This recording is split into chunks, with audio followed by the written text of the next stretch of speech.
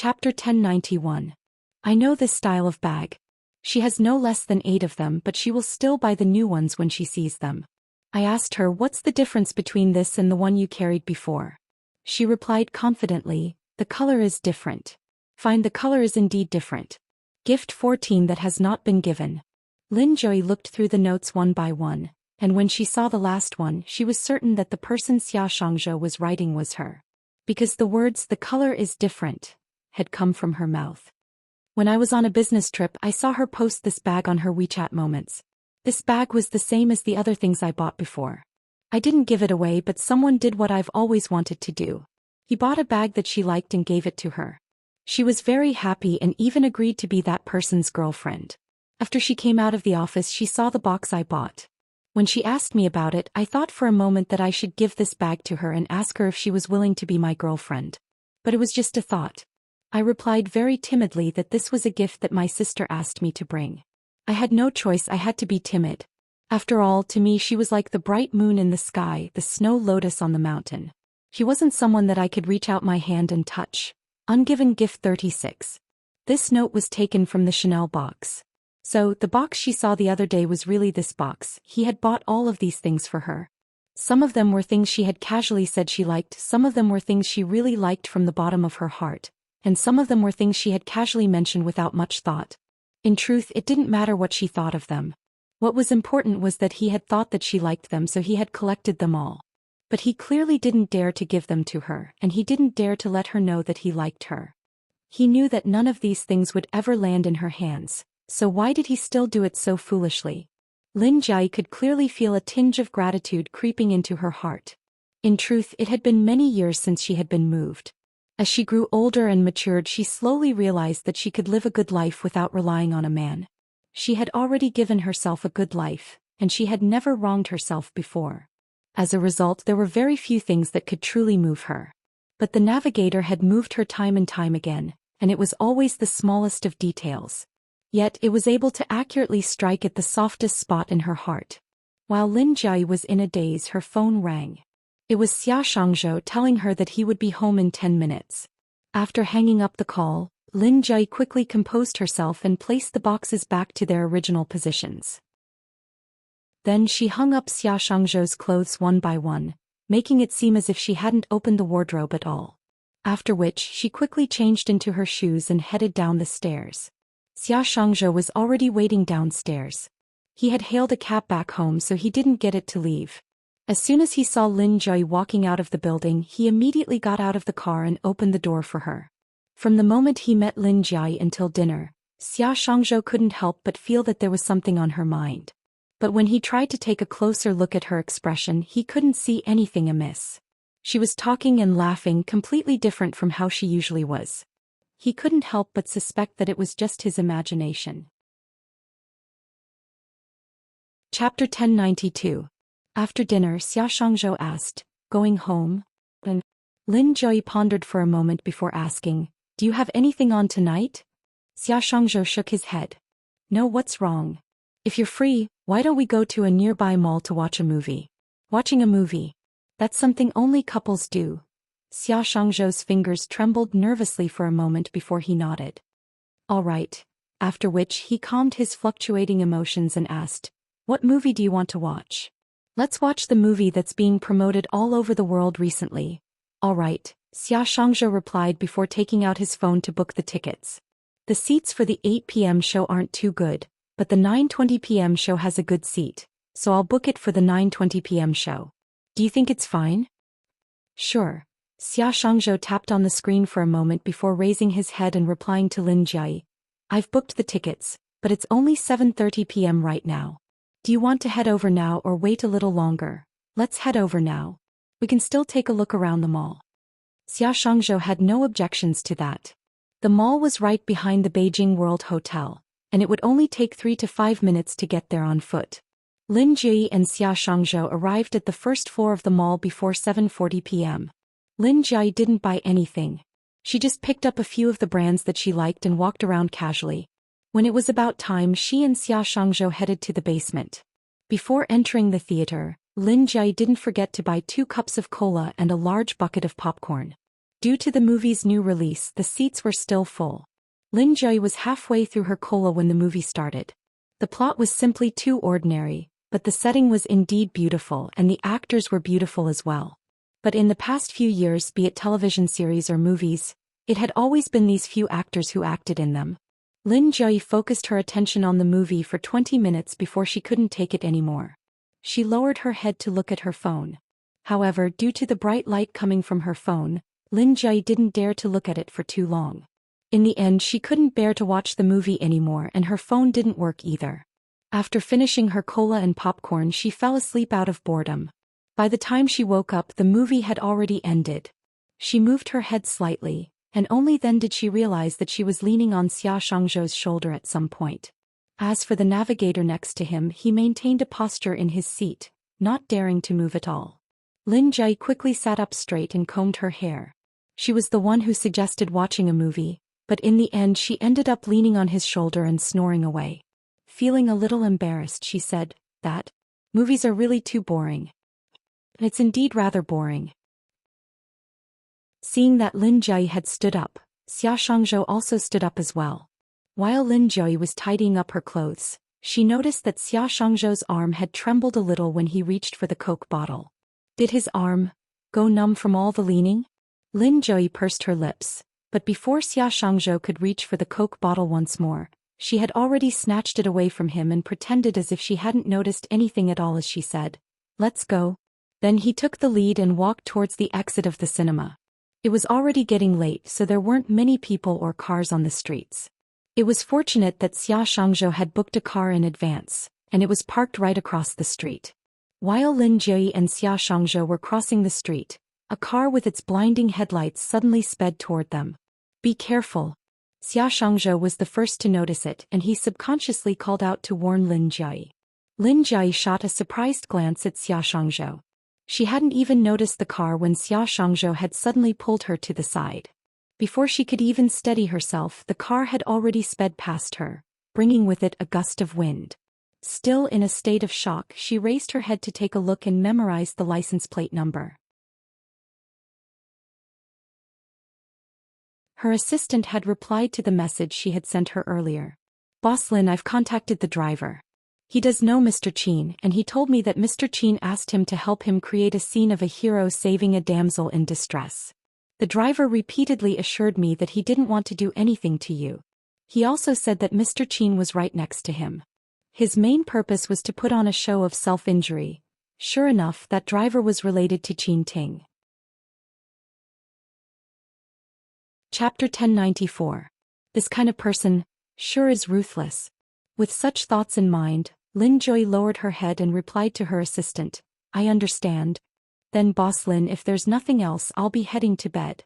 Lin Jui replied with a "all right." She put down her phone and roughly 2 minutes later she picked it up again and sent another message to her assistant. "Right, have you settled the matter I asked you to help me with?" "It's done. I'm awaiting your instructions."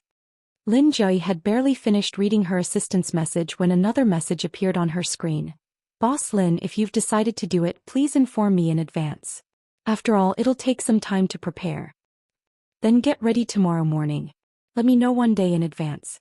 "Yes, Boss Lin." Lin Jui didn't respond to her assistant's message. After putting down her phone, she stared at the night sky outside the window, and her expression turned cold. She didn't want to make a move so soon, but Enchanting had clearly gone mad. He had resorted to a car accident this time, but was he going to come up with something even more disgusting next time? Fortunately, they had the GPS today. If they didn't have it, based on her situation at that time, she might have been knocked to the ground before he could save the damsel in distress. Forget it, there's no need to waste my time with such a person. After the parent-child activity at the kindergarten, Leng Wan didn't see Lu Benlai at her apartment for an entire week. Countless possibilities surfaced in her mind. Was he sick? Or was he in trouble? Or did he suddenly run out of patience and didn't want to wait outside her building day in and day out anymore? Such speculations would surface in Leng Wan's mind almost every night, so much so that she almost asked Shi Yao about Lu Benlai's situation several times over the phone. Lu Benlai guessed that there must be some kind of secret between Leng Wan and that man. Before he found out the truth, he couldn't figure out what had happened between the two of them, But he didn't expect that the ending he found out would leave him filled with so much regret that he couldn't help but want to give himself 2 tight slaps. The day after Lu Benlai decided to investigate the matter between Leng Wan and that man, he brought his secretary back to the city where Leng Wan's parents lived. Naturally, he didn't meet Leng Wan's parents directly. Instead, he learned about Leng Wan's situation from her parents' neighbors. In the end, it was an old lady who told him that Leng Wan's parents weren't from this area. She had only moved here about 10 years ago, and the old lady of the neighborhood said that they were here to treat their daughter's illness. They said that their daughter was a retard who couldn't speak and was afraid to meet others. The old lady also said that she had lived here for more than a decade, and she had only met Leng Wan twice.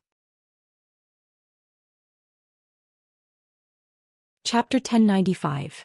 Could be seen that the old lady was a chatterbox. After telling Lu Benlai everything he knew, she even told him something bizarre. Do you know? That girl is so pretty. She should be around 26 or 27 years old now, right? Maybe even older. Logically speaking, when she's at the age of marriage, there should be quite a lot of people going to their house to introduce her to a husband. But I don't know why, but her mother directly rejected them. She said that their daughter doesn't want to get married. She even said that as long as their daughter is happy, it's fine. She doesn't need to get married. Are you stupid? Which woman doesn't want to get married? The more Lu Benlai listened, the more he felt that something was amiss. When he asked the old lady again, the old lady shook her head and said she didn't know. She didn't know anything else. Lu Benlai could tell that the old lady wasn't trying to hide anything from him, so he asked where Leng Wan's family had moved from. The old lady wasn't too sure, but judging from her accent, it seemed like they were from S City. Seeing that he was unable to get any more information out of her, Lu Benlai thanked the old lady before returning to the hotel. After which, he had his secretary continue to look into the matter. Due to the long period of time that had passed, it took a lot of effort before he managed to find Leng Wan's hometown. The old madam was right. Leng Wan was indeed from S City, but it was just a town under S City. Lu Benlai felt that the answers he was looking for should be in Leng Wan's hometown. Thus, he had his secretary book a high-speed rail ticket and rushed over to that small town. The town was actually quite beautiful, with verdant hills and clear waters.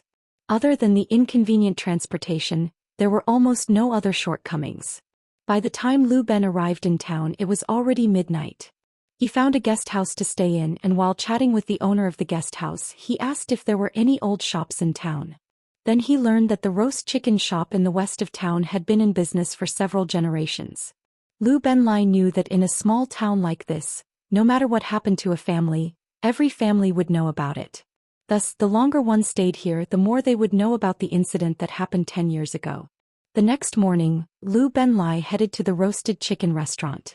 He didn't beat around the bush, saying that he was from Beijing and wanted to understand the situation there. After which he mentioned Leng Wan's name.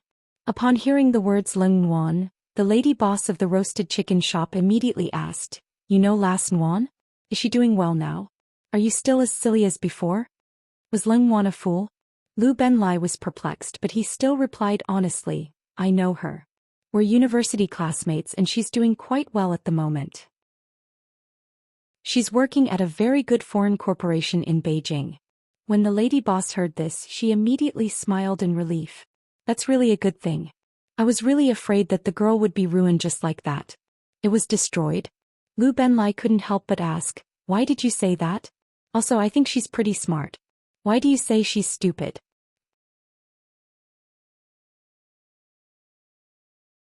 Upon seeing her, he immediately greeted her with a morning greeting and beckoned her over for breakfast. Lin Jai stared at Xia Shangzhou for a moment before walking over. She pulled out a chair and sat down. She picked up the youtiao that Xia Shangzhou passed over and took a bite. After which she raised her head and looked at Xia Shangzhou. "Navigator." Chapter 1097. Lin Jai stared at Xia Shangzhou for a moment before she walked over, pulled out a chair and sat down. She picked up the youtiao that Xia Shangzhou passed over and took a bite before raising her head to look at Xia Shangzhou. "Navigator." Xia Shangzhou scooped a cup of soy milk for Lin Jai as he replied with a soft "hm." Lin Jai paused for a few seconds before saying, "I'm leaving." Xia Shangzhou's fingers trembled slightly, seemingly unable to comprehend the meaning behind her words. It took a long while before he raised his head to look at Lin Jui and asked, "You're leaving?" "Thank you for taking me in all this while, but I'll have to return to work eventually and I'll have to return to where I belong. Indeed, no matter how happy I've been lately, it's only temporary. She'll have to leave sooner or later. From the start to the end, she's never belonged to him. I should be very satisfied that she's been able to stay with me for so long." With such thoughts in mind, Xia Shangzhou lowered his head, fearing that Lin Jui would notice something from his expression. He tried his best to calm his emotions before he finally spoke up. "Do you want to go straight to the company or go home?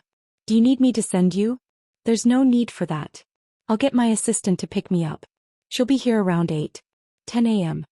Xia Shangzhou replied with an oak before placing the soy milk in front of Lin Jui. "Thank you." Lin Jui added some sugar into the soy milk, stirred it a little, and took 2 sips with a gentle expression on her face. Xia Shangzhou stood at the opposite side of the table, dazed for a moment before he glanced at the clock on the living room wall. It was already almost 8 a.m. There were only 10 minutes left before she would leave. He stared at the clock for a moment before turning his gaze back to Lin Jui. He gazed at her beautiful face and his lips twitched a little, but in the end he still couldn't bring himself to say it. Indeed, it wasn't that he couldn't bring himself to say it, but that he didn't have the right to say it. He wanted to ask her if she would still come to his house in the future. He wanted to ask her if he could look for her more often in the future. But he really didn't have the right to say those words. He wasn't worthy of her, so he couldn't play those ambiguous games with her for his own selfish desires. Silently, Xia Shangzhou scooped himself a bowl of soy milk before sitting down in front of Lin Jui and munching on his breakfast in a daze.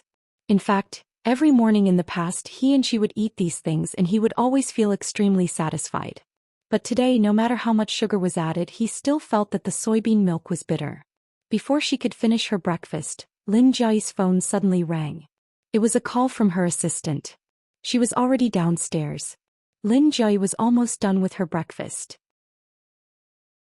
She raised her head to look at Xia Shangzhou, who hadn't eaten much yet, and after a moment of contemplation she turned to her assistant and said, "Wait a moment for her." After Xia Shangzhou finished his breakfast, Lin Jui offered to help him tidy up the table, but Xia Shangzhou simply smiled and said, "There's no need for that. I'll do it myself." A moment later Xia Shangzhou said, "Isn't your assistant here already? If you have something to do, then go and do it." Lin Jui replied with an as she sat on the chair for a while longer before saying, "I'll be taking my leave then. If there's anything, let's keep in touch via phone." Xia Shangzhou was so flustered that he blurted out the word "okay" twice. After that he could not say anything else and went to wash the dishes. Chapter 1098. From start to finish, Xia Shangzhou didn't even look back. It wasn't until the movement behind him disappeared, the door was pulled open and closed, and the whole room was completely silent that the bowl in his hand fell into the dishpan with a thud. After which he turned around and ran to the balcony. He stared at the scene below for a moment before she walked out of the building and got into the car that was waiting for her. The car soon started, and as the car drove further and further away, Xia Shangzhou suddenly felt as if his small house had suddenly become cold and empty. Lin Jui had her assistant send her home. She spent a long time in the changing room before calling her assistant over to pack all the things she had sorted out into a bag and carry it to the trunk of the car downstairs. After that, Lin Jui went to the company for a meeting. By the time she returned to her office, it was already around 3 in the afternoon. She instructed her assistant to prepare the car before heading back to her office to put on her coat. Just as she was about to head down the stairs in her high heels, a thought suddenly occurred to her and she turned back to her desk. She pulled open the drawer, took out the box containing the diamond ring and placed it into her bag. Lin Jui didn't head straight to Beijing World Hotel. Instead, she headed to a nearby shopping mall and had a comfortable spa session upstairs. After which she straightened her hair, which she would always straighten whenever she saw Enchanting, into her favorite big curls. She even applied a gentle peach-colored eyeshadow and a bright red lip gloss. After which she spun 2 rounds in front of the full-length mirror and took a good look at her beautiful and domineering self in the mirror. Only then did she put on her thin and tall shoes and hurriedly rushed down the stairs with her assistant, got into the car and drove straight to Beijing World Hotel. Even though she had arranged to meet Enchanting at 6, it was already around 6:30 by the time Lin Jui arrived. When the manager of Beijing World Hotel welcomed her, he told her that Mr. Qin had already arrived before 5:30 and he had been waiting in the suite for more than an hour. Lin Jiayi nodded in response. Her shoes stepped on the bright marble floor, producing a crisp and pleasant da-da-da sound. The manager personally escorted Lin Jiayi to the door of the suite. Pushing the door open, Lin Jiayi immediately saw Qin Ting pacing around anxiously in the suite. Hearing the commotion, Qin Ting immediately turned his head around. Before the manager could inform him that Miss Lin had arrived, he had already rushed up to Lin Jiayi and said, "Jiayi, you're finally here." Lin Jiayi shot a glance at Qin Ting and shot him an awkward yet polite smile. After which, she walked over to the dining table and after the manager pulled out the main seat for her, she sat down gracefully. Qin Ting followed closely behind her and said, "Jiayi, I bought you a present. Do you like it?" As he spoke, he took out a box from his pocket. Lin Jiayi didn't bother looking at the gifts. Instead, she turned to the manager and said, "Serve the dishes." "Yes, Miss Lin." After the manager left, Lin Jiayi turned to her assistant and said, "Sit down. What are you standing for?" "Yes, Boss Lin." Hearing Lin Jiayi's words, Lin Jiayi's assistant immediately ran over, pulled out a chair and sat down beside her. Chapter 1099. Tell me then, what did you do wrong? Qin Ting was at a loss for words. After a moment he said, "I don't think I did anything wrong, isn't that right? You didn't do anything wrong, so why should I get angry? What you said just now made me think that you had done something to let me down and that you were feeling guilty." "How could that be? Jiayi, how could I possibly do anything to let you down?" There's nothing else then." Hearing Lin Jiayi's words, Qin Ting couldn't help but feel a little perplexed. But at the same time he had a feeling that Lin Jiayi couldn't possibly know about his affairs. After a moment of hesitation, he passed the present over to Lin Jiayi once more and asked, "Jiayi, take a look at this present." As he spoke, Qin Ting opened the box. Lin Jiayi took a look at it. It was the latest diamond necklace and it was quite expensive. She didn't say whether she liked it or not, but she simply said, "It's quite nice. Indeed. The first time I saw it I felt that it suits you very well. Shall I help you put it on?" "Sure." Lin Jiayi didn't turn down his offer. By the time Qin Ting was done helping her put on the necklace, the dishes had already been served. Qin Ting pulled out a chair and sat down, only to realize that they had booked a large compartment, and the dishes that Lin Jiayi had ordered were enough for at least 10 people. He turned to Lin Jiayi curiously and asked, "Jiayi, aren't there just the 3 of us? Why did you order so many dishes?" "Oh, I forgot to tell you that there are more than just the 3 of us." Lin Jiayi paused for a moment before continuing. "There are some other friends that I can introduce to you." Qin Ting replied with an "oh" as a hint of delight surfaced on his face. Lin Jiayi noticed the gleeful gleam in Zhang Xian's eyes, but she simply turned to her assistant with a smile. Noticing her gaze, the assistant immediately took out her phone and started sending a message. Not too long later, someone knocked on the door of the compartment. Lin Jiayi said, "Come in," and the door was pushed open. The manager walked in with a man in tow. When Qin Ting saw the man's face, his face immediately warped in horror. Lin Jiayi calmly stood up and shook the man's hand before turning to Qin Ting. "Qin Ting, allow me to introduce you. This is my friend Mr. Zhang." "Director Zhang, this is Qin Ting." "Oh, hello Mr. Qin." Manager Zhang said and extended his hand to Qin Ting. Seeing that Manager Zhang did not expose him, Qin Feng calmed down a little. Then he reached out his hand and shook Manager Zhang's hand. "Hello Manager Zhang. It's our first time meeting. Please forgive me." Hearing the words "first meeting," Lin Jiayi's lips curled into a smile before she gestured for everyone to take their seats. After chatting for a while longer, Qin Ting felt more and more at ease. It was then that someone knocked on the door once more and the manager walked in with another person in tow. This time it was Chief Chen.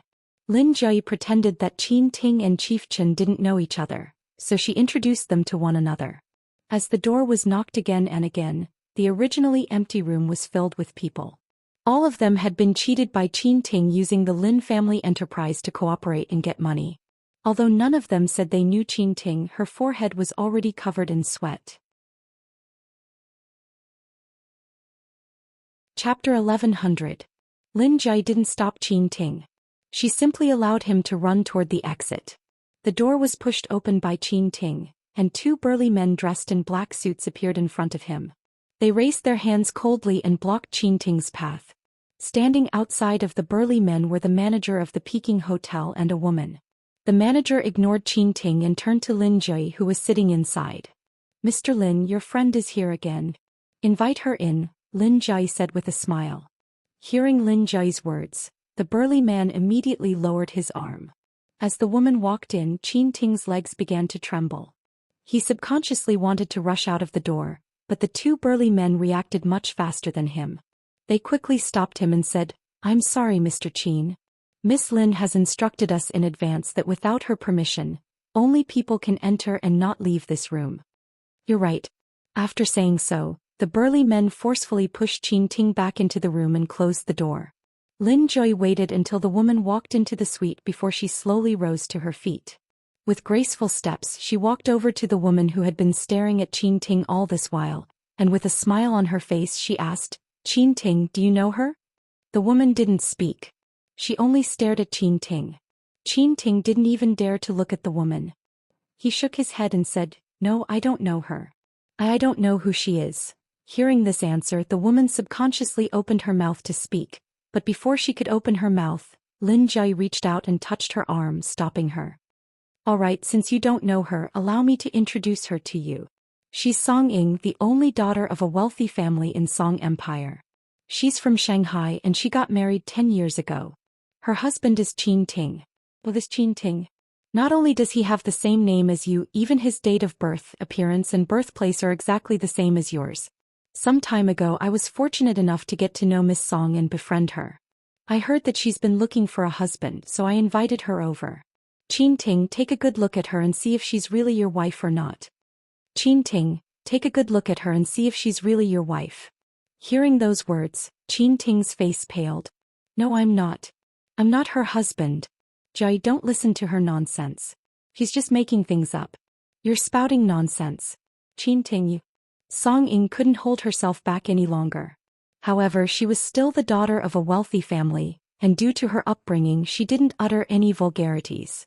In the end, she could only angrily take out the marriage certificate from her bag and shout, "Take a look at what this is." Enchanting took a glance at the marriage certificate and said, "You bought this marriage certificate with your own money, right? This is fake, right?" "That's right, it's fake. Jai, I've never loved her, I don't even know who she is. Jai, you have to believe me." "Why?" Song Ying pointed at Enchanting with reddened eyes. "What do you mean by I? If I even know you? What kind of grudge do you have against me for you to do this to me?" Enchanting interjected furiously, but before he could finish his words, Lin Jui, who was standing right beside Song Ying, abruptly sent a kick right into his abdomen. "Yes, you're right. She doesn't know you and you aren't even a human, so how can you possibly know her?" As soon as Lin Jui said those words, before anyone could see what had happened, Lin Jui executed a dashing shoulder throw, sending Enchanting crashing to the ground. Chapter 11:01. Song Ying's body trembled in fear and she staggered several steps backward. Even the men seated around the dining table were stunned by Lin Jui's sudden outburst of valiance. Enchanting's eyes were dazed for a moment before he finally recovered from his daze. Then he turned to Lin Jui with a look of disbelief. He didn't say a word, but there was a questioning look in his eyes. It was as if he was silently asking Lin Jui how she had suddenly turned into such a terrifying figure. Facing his astonished gaze, Lin Jui's eyebrows shot up, and with a haughty air she looked down at Enchanting disdainfully and mocked. "Why? Are you wondering how I ended up like this? Don't worry, I'll tell you later. Right now I have something more important to do." As Lin Jui spoke, she grabbed Enchanting by his collar and mercilessly slapped his face several times. Everyone in the room was stunned by Lin Jui's imposing manner. None of them dared to make a sound. Other than the sound of Lin Jui slapping Enchanting's face, there was no other sound in the room. No one knew how many times Lin Jui had slapped Enchanting, but they knew that a grown man like Enchanting was as weak as a helpless child before Lin Jui. He didn't even have the chance to retaliate before Lin Jui pummeled him senseless. Lin Jui waited until the indignation in her chest subsided before she placed her foot on Enchanting's chest and leaned forward to look him in the eye. "You don't have to wonder how I became like this. This is how I've always looked like. Let me tell you, when I was 4, I beat up the entire kindergarten. Not a single child dared to speak to me. When I was in the 2nd grade, I single-handedly beat up 5 5th grade boys. Even when I was in middle school, those 5 boys would still avoid me. I've told you the truth, haven't I? I don't like straight hair at all, and I don't like dressing up like a lady. I like dressing up like this. I have the capital and I'm beautiful. Why don't I let myself live more comfortably? I must have been *king blind to have done those stupid things for you. Also, Enchanting, do you think you're so smart that you can fool everyone? How dare you try to deceive me? Do you think I'm a vegetarian? Let me tell you, today's meal isn't a meal to reconcile with you, it's a hongmen banquet. Do you know what a hongmen feast is? If you don't understand, go back and flip through the history books. I think you must be tired of living. How dare you provoke me after getting married? As Lin Jai spoke, she suddenly felt a surge of anger welling up within her, and without any hesitation she grabbed Enchanting and pummeled her once more. Chapter 1102.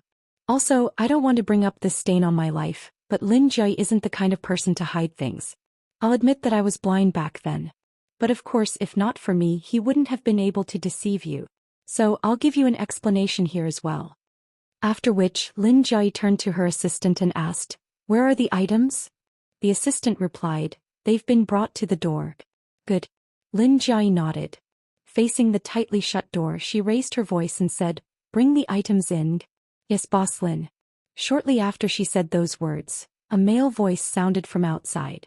Following which, the door to the suite was pushed open, and 2 burly men dressed in black suits walked into the suite with several attendants carrying bags of various sizes. After placing the items on the floor, the attendants retreated. After the door was closed, Lin Jai turned to the people seated around the dining table and said, "These are all gifts from him and they are all luxury goods. Based on my many years of experience in buying and selling, I can guarantee that they are all authentic goods. You can take them to a second-hand shop and sell them for quite a sum of money." As Lin Jai spoke, she tore off the necklace that Enchanting had given her earlier. Then she opened her bag and took out the large diamond ring before slamming it on the table. "Especially this diamond. Be it in terms of clarity or carat count, it can be sold for a high price." Lin Jai pondered for a moment before walking over to Enchanting. As soon as she bent down, Enchanting suddenly clutched his head. Seeing his reaction, Lin Jai couldn't help but recall the comical scene many years ago when Navigator first entered the company. Whenever she slammed the table, tossed the documents aside and glared at him, he would immediately run away while clutching his head. Lin Jai was stunned for a moment before she turned her gaze back to Enchanting. She stared at the clothes he was wearing and the watch on his wrist, and without any hesitation she took off his clothes and watch before tossing them over to the crowd and said, "These two, they're worth some money too." Lin Jai pondered for a moment before taking out a car key from Enchanting's pocket. "And this car, it can be sold for some money too. I rented the watch and the car." Enchanting subconsciously wanted to stop him. But before he could even get close to Lin Jai had already kicked him to the ground. "What does it have to do with me? All I know is that these things belong to you now. They are your creditors, so they have the right to take them away. As for what you used to pay the rent, you can redeem it if you have the ability. If not, then you're dead." After choking on Enchanting's words, Lin Jai told everyone about Enchanting's car plate number. After which she realized that there was nothing else she needed to say, so she turned to Song Ying. She stared at her for a while before she walked over. Lin Jai halted her footsteps and said, "I'm sorry." Song Ying was dumbfounded by these 3 words. Lin Jai continued, "I'm sorry. I didn't know that you were already married to him, but the time I spent with him still hurt you. I apologize to you for that." Chapter 1103. Lin Jai really felt sorry for Song Ying, even though she wasn't the one who caused this tragic marriage. She stared at the crying Song Ying for a moment before sighing in her heart. "I know that you're very sad and I know that you can't let it go. 10 years is a very long period of time in one's life, and it's hard for anyone to let it go. But I just want to say that it's not worth it for such a person. You're still young, you've taken good care of yourself, and you're very pretty. You can live for yourself, for your parents, and for the people who care about you in this world. For a scumbag like him, you're not willing to admit that you're his wife in the face of glory and wealth, and he even accused you of lying.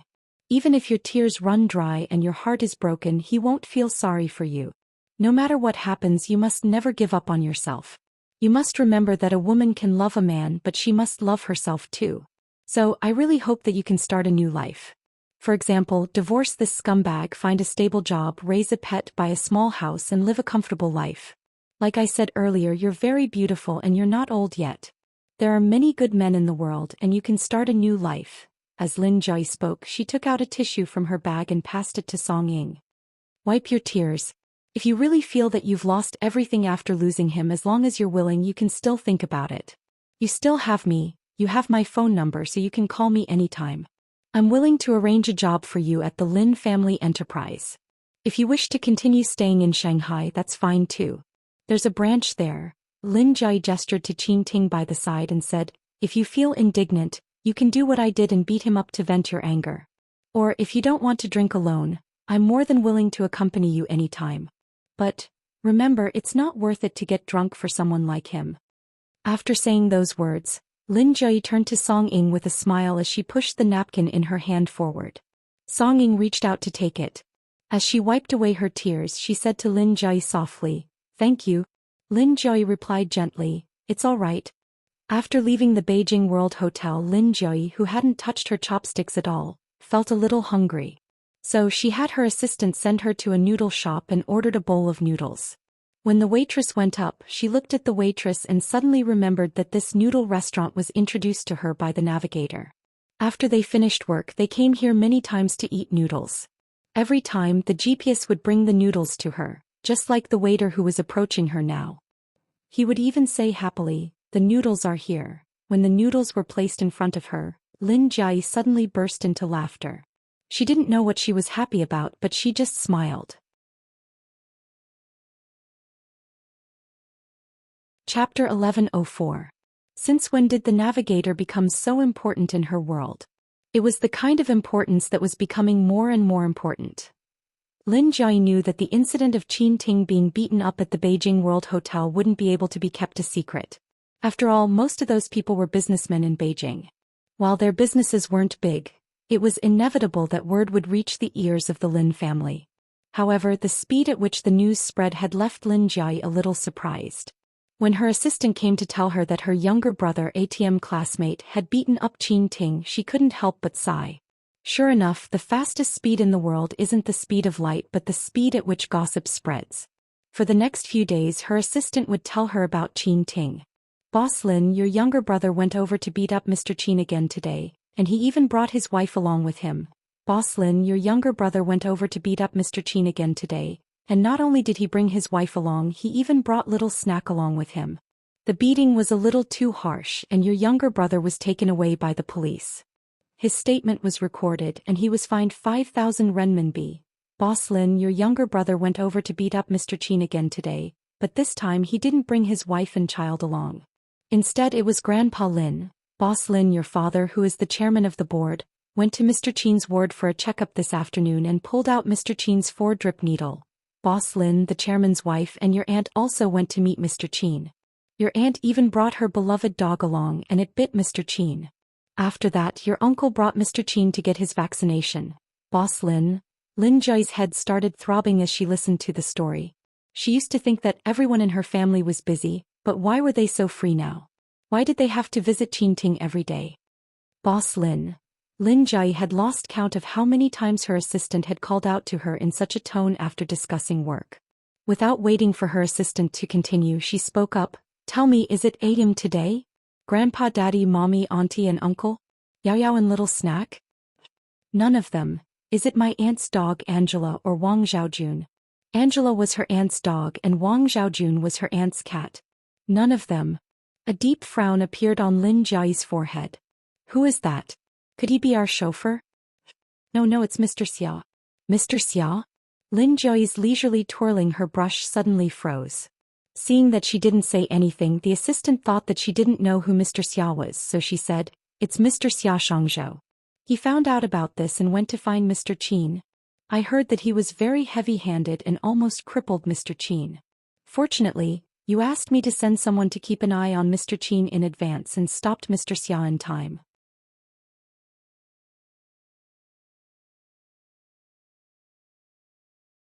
Chapter 1105. The brown sugar is in the third drawer of the second cabinet from the right of the dining room. Make sure to make brown sugar water during your menstrual period. It's very simple to make it. Just boil brown sugar, red dates, ginger, wolfberries, and a hard-boiled egg in a pot of milk for 15 minutes. You're already very beautiful. Even if you don't have any pretty clothes on, you're still the prettiest. So, don't sacrifice your warmth for the sake of elegance. I've bought a few blankets for you. Remember to leave one in each car. Tell your new assistant to dry clean them regularly. The medicine box is in the cabinet under the painting in the living room. I've changed the medicine inside to the latest ones. I've written down the usage of each medicine on a note, and the expiry date is also written on it. If you discover that they've expired, make sure not to use them again. Remember to prepare some fast food in the fridge. These are your favorite brands. At the end of the note were the names of dumplings, glutinous rice balls and the like. This is the number for the property management. If you have any problems, you can call them directly. The property management in your neighborhood is very good, and they can solve most of your problems for you. Also, the water card, electricity card, heating card, and gas card are all in the small drawer above the shoe cabinet. The recipe for your favorite lean meat congee, red bean and lily congee, is as follows. Lin Joy flipped the note over and saw that the back of it was filled with the various recipes for congee. Lin Joy didn't bother looking at the contents anymore, but she stared at the note in a daze. Ever since she left his house, he hadn't contacted her at all. I wonder how he's doing at the moment. It had been some time since she last took a vacation, and she had just made a travel plan. Tomorrow she would head to the North Pole to see the Aurora Borealis before heading to the United States. Her return would be 2 months later. Should she meet with him before she left? She had always been a decisive person, and this seemed to be the first time she had hesitated like this. 11 years ago she realized that she liked Enchanting, so she immediately agreed to be with him. She couldn't forget that man for 11 years, but when she realized that everything was a scam, she unhesitatingly severed all ties between her and Enchanting. She had never felt so conflicted before. Even a simple meeting with the navigator, Lin Joy could clearly sense that something was amiss with her, but she wasn't too sure what it meant. She sat quietly in her office for a very, very long time before she finally picked up her phone and gave Xia Shangzhou a call. Forget it, since the bottom of my heart wants to see him so badly, I'll just meet him. After the call connected, it rang a few times but no one answered. A slight frown appeared on Lin Jia's forehead. Recalling what her assistant had told her about Xia Shangzhou and Enchanting fighting, she couldn't help but worry. He couldn't have injured himself there, right? With such thoughts in mind, Lin Jia called Xia Shangzhou once more, but there was still no response. This seemed to be the first time in all these years that something like this had happened. When she called him, Lin Jia grew more and more nervous and uneasy. She recalled how Xia Shangzhou had left her an office phone number back when she was staying at his place. She quickly searched through their chat records, and when she finally found the landline number, she quickly dialed it. Chapter 1106. Hello, may I know who you are looking for? Lin Jia frowned. Recalling that she was in an office, she assumed that it was Xia Shangzhou's colleague, so she replied, I'm looking for Mr. Realizing that the other party might not know who the navigator was, Lin Jia quickly swallowed her words and changed her words. Xia Shangzhou. Oh, you're looking for our boss? He's busy at the moment, so it might take at least an hour and a half before he can call you back. Why don't you give me your name? I'll have him call you back when he's done with his work. An hour and a half? Isn't that long? The frown on Lin Jia's forehead deepened. Miss, may I know your surname? Hearing the woman's voice on the other end of the phone, Lin Jia snapped out of her daze. She still didn't know what Xia Shangzhou was doing or his working environment, so she replied, Oh, there's no need for that. Why don't I trouble you to give me your company's address? I'll head over to look for him. All right, our address is... Hearing the woman's clear voice on the other end of the line, Lin Jia picked up a pen and smoothly wrote down the address on the paper. After hanging up the phone, Lin Jia checked the GPS and planned a smoother route without any traffic jams. After which, she picked up the landline on her computer desk and called her assistant, telling her that she wouldn't need to send her home tonight, and that she would be driving off first. Following the GPS, Lin Jia drove smoothly. Around 40 minutes later, she arrived at Xia Shangzhou's workplace. Perhaps due to the lack of funds to start his business, he rented a large factory. Lin Jai parked her car by the side of the road and walked in according to the signboard. After walking for around 10 meters, she saw a signboard with the words +1 greenhouse written on it. +1 foot greenhouse. What an interesting name. Lin Jai couldn't help but compliment the freshly designed signboard. She walked up and pushed open the door. It might be because it was already past 6 o'clock, but the desks inside were empty. There were no employees there. Lin Jai scanned her surroundings and she noticed that there was a half-open door at the back of the office. She walked over and took a look inside. Before she could see the scene inside clearly, 2 huskies rushed towards her, jumping up and down around her, wagging their heads and tails. Lin Jai bent down and stroked the heads of the 2 dogs. Then she recalled the barking she had heard from Xia Shangzhou's side when she called him. Could it be these 2 dogs? When the 2 dogs saw her, they didn't bark much. They didn't stop her as she walked in but just walked around her. It was only then that Lin Jai realized that there was a huge greenhouse inside. It was filled with fresh flowers that had been transported over by air. These fresh flowers were well taken care of and they were all in full bloom.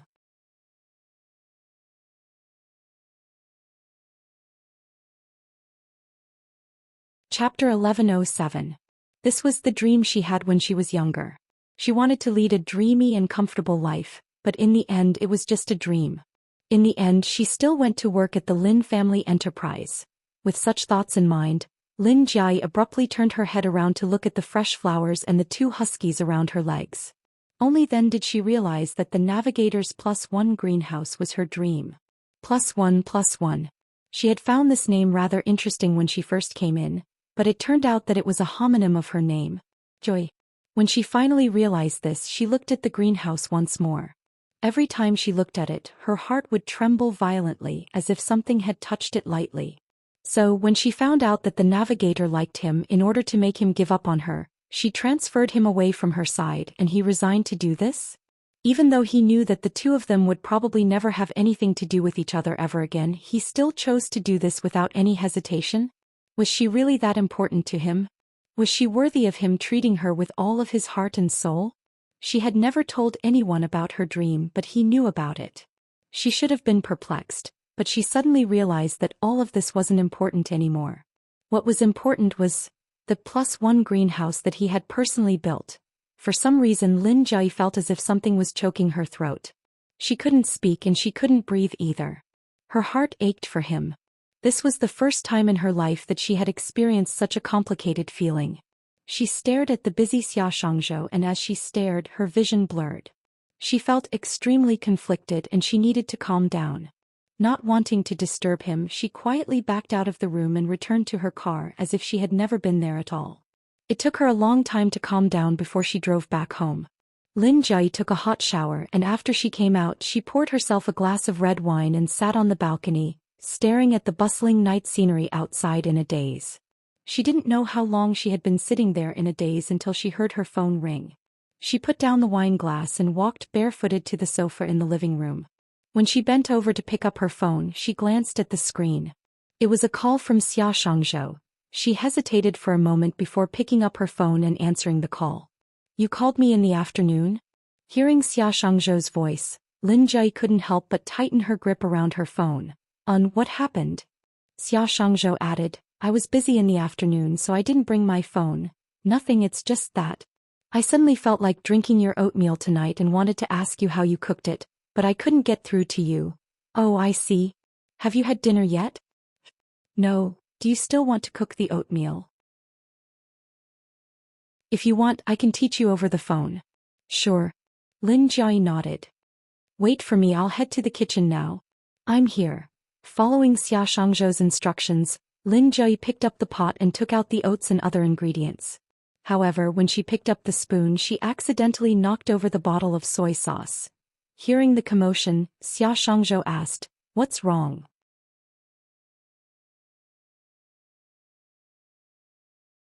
Chapter 1108.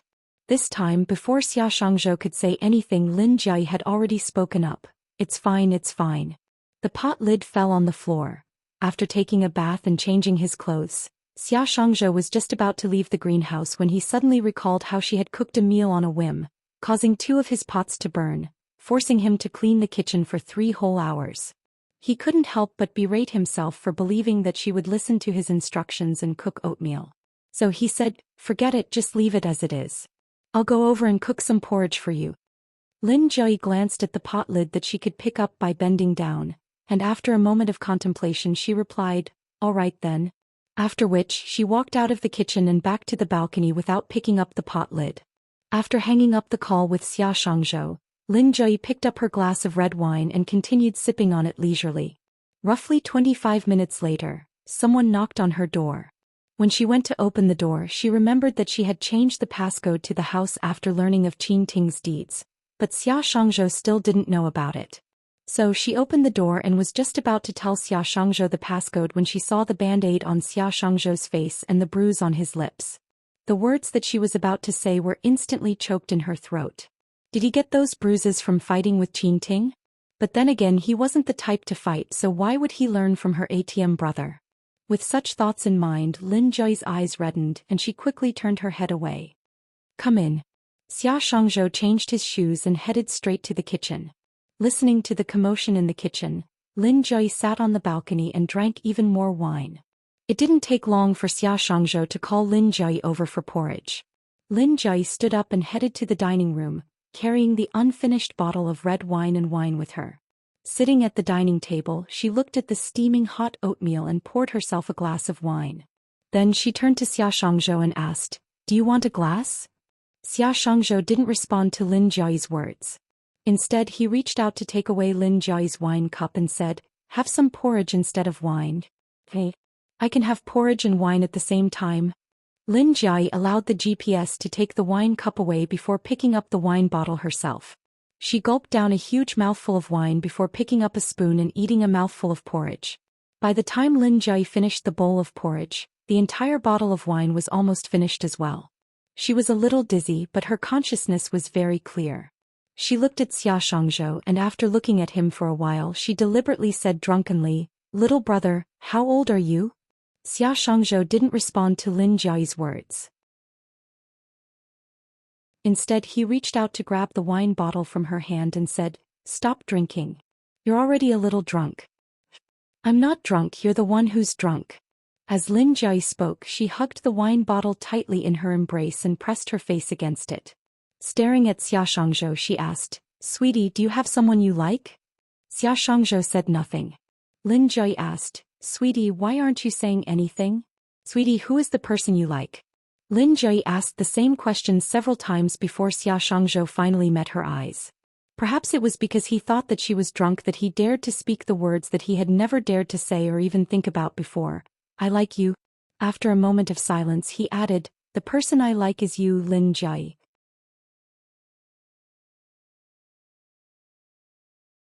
Chapter 1109.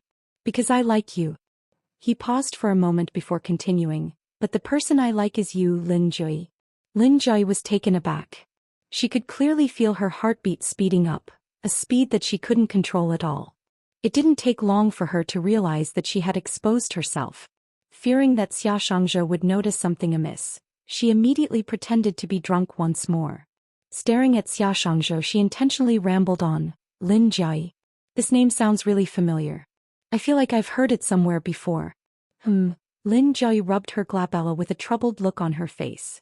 She muttered, "I really do feel like I've heard it somewhere before, but I just can't recall where I've heard it before. Forget it, I won't think about it anymore." As she spoke, Lin Jui hugged the wine bottle tightly and turned to Xia Shangzhou with a drunken look on her face. "Then Mr. How long have you liked her?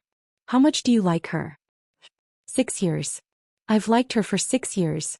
Even though Xia Shangzhou knew she was drunk and would forget everything he said when she woke up, he still stared into her eyes. As if he was making a sincere vow, he said solemnly and sincerely, "If you want to ask me how much I like her, I really don't know.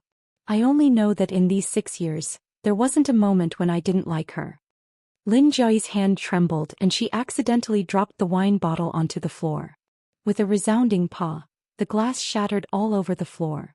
It was fortunate that she was feigning drunkenness so she could pass it off as an accident. However, she didn't have the courage to look at Xia Shangzhou anymore. She wasn't sure if it was because the designer had designed the restaurant's lighting too well during the renovation, or if she was really a little drunk, but she felt that his eyes were really seductive. She was afraid that if she continued to look at him she would make a mistake, so she pretended not to understand what she had just done. She stared at the scattered pieces of glass on the floor and continued to ask, "Then are you with her?" All of a sudden the restaurant became somewhat silent. Lin Jai waited for a moment, but seeing that he wasn't saying anything, she discreetly lifted her eyes to look in Xia Shangzhou's direction. The young man lowered his head, and an aura of sadness and desolation began emanating from his body. Her heart felt as if it was being fiercely gripped by something, giving rise to a sharp pain. Her breathing stilled, and when she calmed down a little, her lips moved again. She wanted to ask him why he wasn't saying anything, but before she could say anything he said, "No. I haven't been with her. I didn't even dare to let her know that I liked her." Why? This was something that Lin Jai had always been curious about. The navigator had liked her for such a long time, but why hadn't he told her about it?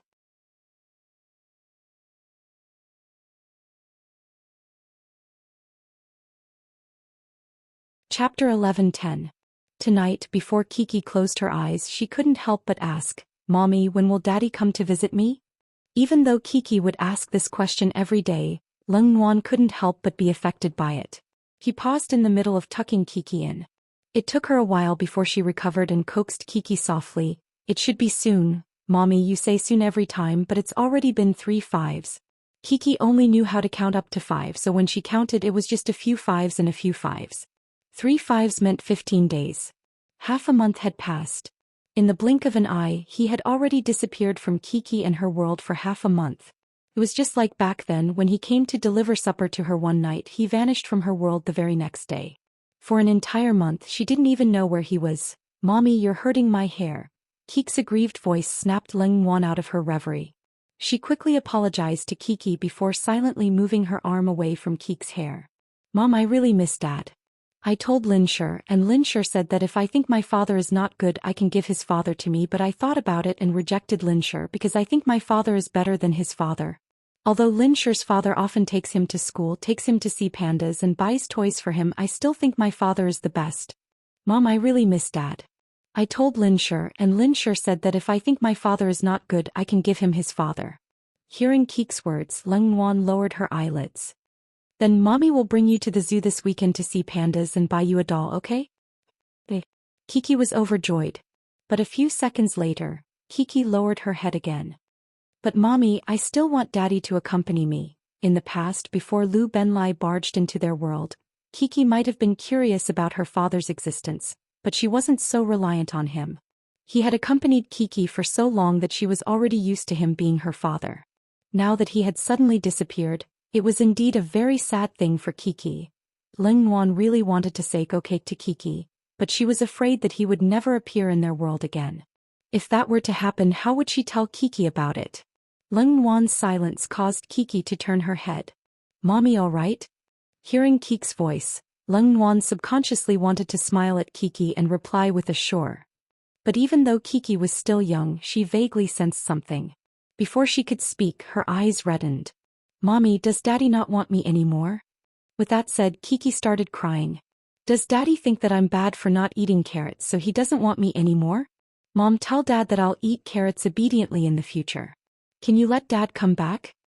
Leng Nuan's heart clenched, and in the next second she spoke up. "No, no. Why would Daddy not want Cuckoo? Daddy is a busy man and he needs to work."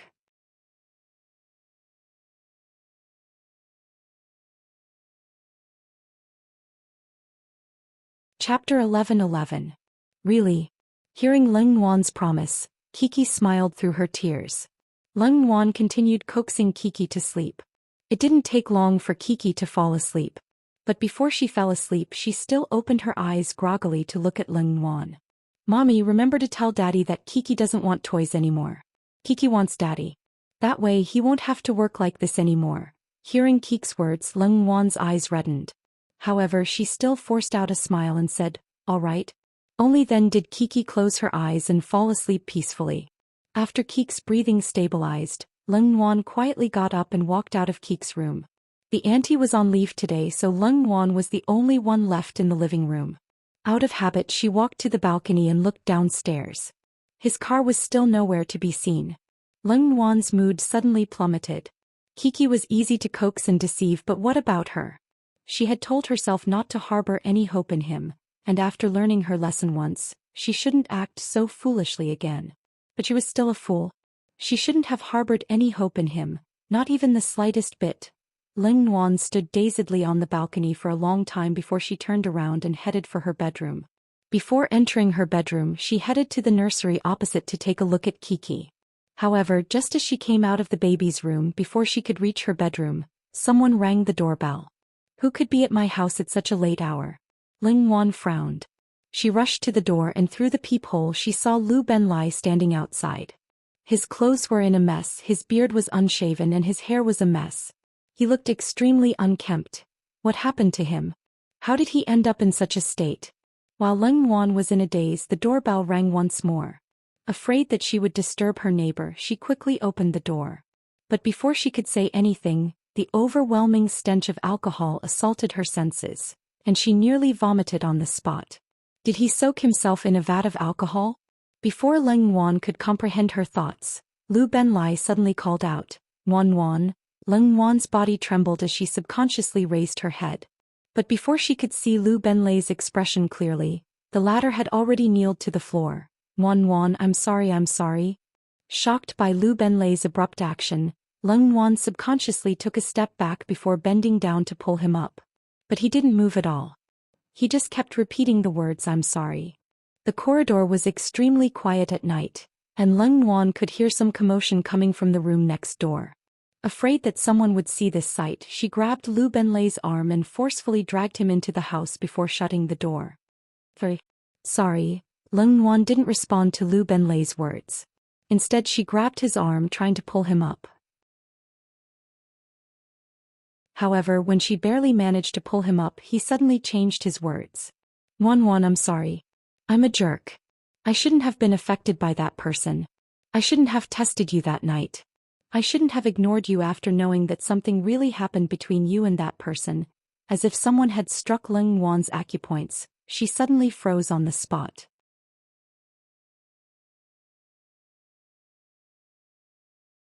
Chapter 11-12. Lu Benlai collapsed to the floor once more. "I'm sorry, Nuanyuan. I didn't know the truth. I didn't know anything at all. If I had known, I wouldn't have treated you that way. I'm sorry, Nuanyuan. I'm a bastard. I'm too selfish. I only thought of myself. I thought that you didn't love me and you would always keep your distance from me. I thought that you didn't have a place for me in your heart. When I heard him say that there was something going on between the two of you, I got jealous. No matter what, it's all my fault. Nuanyuan, I'm sorry, I'm really sorry. If I had known, I definitely wouldn't have treated you that way. I thought that you didn't love me, that's why I didn't pick up your call. I'm the one who didn't put in the effort to understand you. I shouldn't have done that." The room was silent and only Lu Benlai's voice echoed in her ears. Leng Wan didn't know how long she stood there stiffly for before she regained her senses. The hidden meaning behind his words is that he knows about the nightmare that happened to me? He had seen that person 4 years ago? Did he hear from that person that she had slept with that person, and that's why he ignored her? He even emphasized that it wasn't because he despised her, but because he thought that she didn't love him and that she had always been cold to him. "I'm the one who didn't have the face to see you. Nuanyuan, I was really a fool back then. I kept saying that I liked you, but I never cared about your thoughts. Nuanyuan, I'm sorry. Nuanyuan, I deserve it." Lu Benlai muttered to himself for a long while before he finally quietened down. Leng Wan stood by his side, and she was in a daze for a very long time before she finally leaned over to look at him. He was probably drunk to the point that he didn't even know what he was doing and he had already fainted. But she couldn't just let him sleep on the floor like that, right? Leng Wan hesitated for a moment before bending down and using all her strength, she dragged him into her bedroom. Then she removed his dirty jacket and pants and placed him on the bed. After which, she stood by the side of the bed and panted heavily for a long while before she covered him with a blanket. His face and hair were really dirty. Unable to watch on any longer, Leng Wan went to the bathroom to fill a basin of water and wiped his face and hair. Halfway through, he who was asleep with his eyes closed began to murmur again. Sorry, Nuanyuan. I'm sorry." Hearing those words, Leng Wan's movements suddenly came to a halt. She stared at him on the bed and her mind began to wander. "I'm definitely not the best. Hearing those words, Lin Jai couldn't hold back her emotions anymore. I'm definitely not the best. Yes, among all the men she knew, Navigator was definitely not the best one, but he was the one who made her feel the most comfortable and at ease when she got along with him. You know what? She's my entire youth. I can wrong anyone else but not her. My entire youth. Lin Jai abruptly stood up. Before she could move, Xia Shangzhou scurried over. Be careful, there's glass on the ground. As he spoke, he stopped her from moving. Lin Jai didn't say a word, nor did she move. Instead, she turned her head around and looked at the navigation device. She stared at him, stared at him, stared at him, stared at him, and then suddenly moved closer to his face.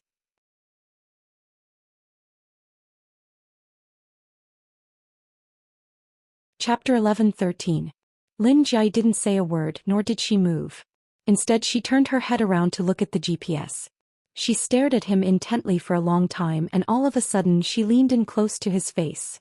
As she approached, Xia Shangzhou's heart skipped a beat. Following which, he felt her breath lightly brushing against his face. It was ticklish and his body couldn't help but tremble. He subconsciously tried to back away, but before he could do so, he felt something soft pressing against his lips. In an instant, it was as if someone had sealed his acupoints. His mind went blank and he froze on the spot, unable to move in the slightest. The dining room was extremely quiet, and he could clearly hear the sound of her shallow breathing. He could feel his heart beating faster and faster. Ping, ping, ping, it felt as if it would burst out of his chest at any moment.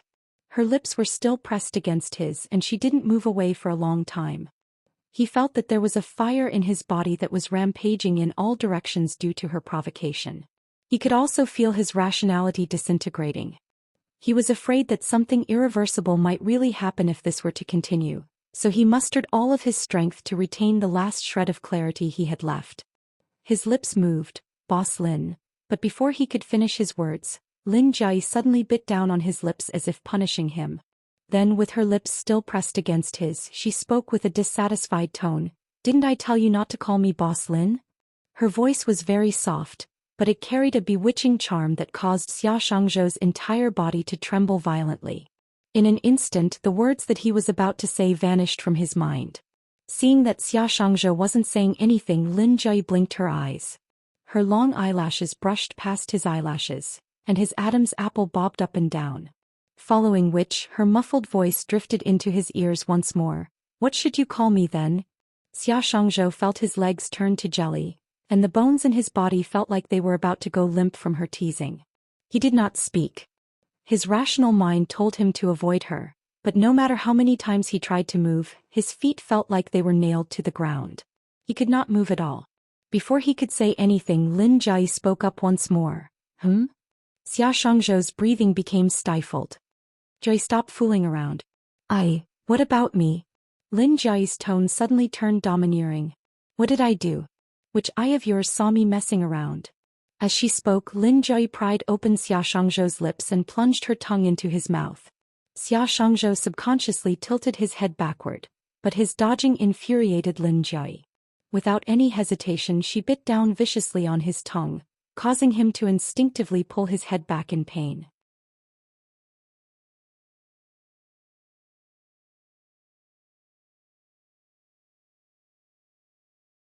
Chapter 11:14.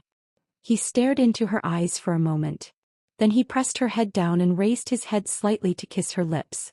Unlike when she kissed him earlier, he didn't remain stiff like before.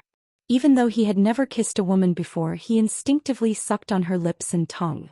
As the kiss went on, both their breaths became unstable. He wasn't drinking, but the sweet fragrance of red wine in her mouth left him intoxicated. His hands moved restlessly up her back and around her waist. At the same time, her hands also climbed up his shoulders and reached for his chest. Her fingertips were very soft, and as she touched him, he abruptly grabbed her waist and flipped her over, pinning her beneath his body. It didn't take long before one piece of clothing after another fell onto the snow-white marble floor. Lin Jai couldn't remember the details clearly, but she remembered that Xia Shangzhou wasn't as gentle as he used to be. He didn't go easy on her, causing her to feel a little pain all over. In fact, she couldn't even remember how they returned from the dining room to the bedroom. All she remembered was that it hurt a little. Perhaps he didn't expect that she hadn't slept with Enchanting before. She was stunned for a moment before she continued on.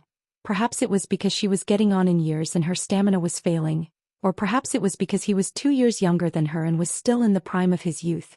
But in the end she suddenly felt a little regretful that she had kissed him out of impulse. He tossed and turned for the better part of the night before he finally stopped. He seemed to be very satisfied and lay down beside her, snoring away. However, Lin Jai couldn't fall asleep no matter how hard she tried. She lay on the bed for a while before she pulled off the blanket, pulled out a bathrobe and walked into the bathroom. When she looked into the mirror, she realized that her fair skin was covered with bruises. After settling Lu Benlai down, Leng Wan headed to the nursery and squeezed in with Kiki for the night. Although she said that she squeezed herself for a night, in fact she didn't sleep at all. Her mind was in a mess and all kinds of thoughts came to her mind endlessly. Every time she was about to fall asleep, she would wake up from her dream, then close her eyes and let her imagination run wild for a long time. She would fall asleep again and wake up again. She didn't know how many times this had happened, but the sky outside the window was finally bright. Unable to fall asleep, Leng Wan climbed out of bed and headed to the master bedroom to take a look. Lu Benlai was sleeping soundly, so she didn't disturb him. Instead, she quietly closed the door and headed to the bathroom in the living room to wash up before heading to the kitchen to prepare breakfast. When she finished preparing breakfast and was about to wake Kiki up, she heard the door to the baby's room open.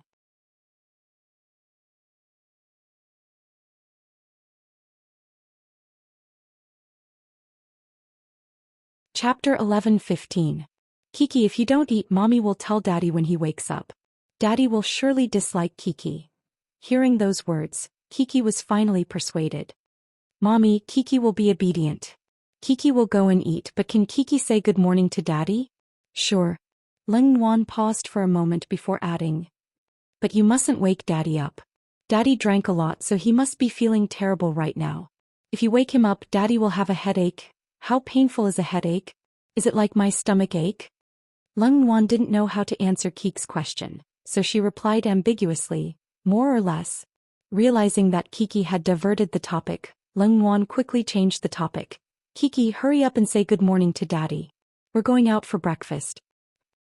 Kiki nodded obediently before walking up to Lu Benlai and whispering softly, Daddy, good morning. Kiki kissed Lu Benlai on the cheek before allowing Leng Wan to lead her out of the bedroom. Throughout the meal, Kiki kept asking questions. Mommy, when is Daddy going to wake up? Mommy, I'm going to kindergarten soon. Why isn't Daddy awake yet? Even after the meal, when Leng Wan was combing Kiki's hair, Kiki kept asking her questions. Mommy, I can't be late. Mommy, do you think I'll be able to see Daddy when I return from school? Mom, tell Dad to wait for Dad to wake up. Tell him not to leave and wait for me to come back from school, okay? Leng Wan couldn't bear to disappoint her daughter, so she nodded and said, all right. After which, she took out a pen and a piece of paper and left a few words with Lu Benlai. After seeing Kiki's relieved and happy smile, she carried Kiki out of the house to send her to kindergarten before heading to work. However, as soon as Leng Wan carried Kiki downstairs, she was stopped by someone she knew. It was Lu Benlai's assistant. As soon as he saw Leng Wan, he immediately rushed forward and greeted, Miss Leng. Leng Wan knew that her assistant probably had something to say to her, so she put Kiki down and pointed to the recreational area not too far away. She said, Kiki, go over there to play for a while, but don't go too far. Mummy has something to say to Uncle, all right? Kiki replied obediently, all right, before turning to Lu Benlai's assistant and greeting, hello, Uncle. After which she picked up her backpack and ran over to the spot Leng Wan had pointed out. Squatting down, she left Leng Wan with a furry back before lowering her head to study the bushes. After ensuring that Kiki was fine, Leng Wan turned to her assistant and asked, what's wrong? Miss Leng, is President Lu here? Leng Wan nodded. The assistant must have seen Lu Benlai's car and waited for her downstairs. Miss Leng, I know it's wrong to disturb you, but can you persuade President Lu? He hasn't been to the company for half a month and now the company is in a mess. If this goes on, something will definitely happen.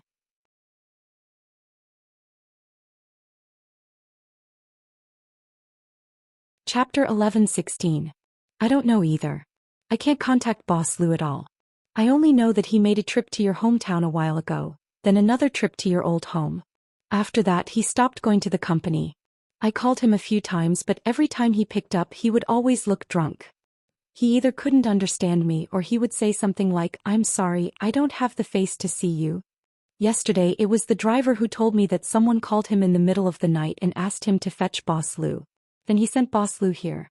That's why I came here early in the morning to wait. So that's what happened. In other words, the reason why he didn't appear at my place was because he found out about that matter? And then he kept soaking in the wine vat? Lung Nguyen was silent for a moment before replying to the assistant. "I'll try my best to persuade him, but I can't guarantee that it'll work. Miss Lung, please don't say that. I'm sure your persuasion will work. Even though I don't know what exactly happened 4 years ago, I'm sure that Boss Lou has been waiting for you all these years." At this point, the assistant paused for a moment before continuing. "I don't know what happened 4 years ago that caused you to leave, but all these years, Boss Lou has been waiting for you. I've spent the most time by Boss Lou's side and every time he gets drunk it's because of you. There was also one Christmas when he suddenly passed by Chong In Street and asked me to stop. After that he got out of the car and stood by the roadside for a very long time.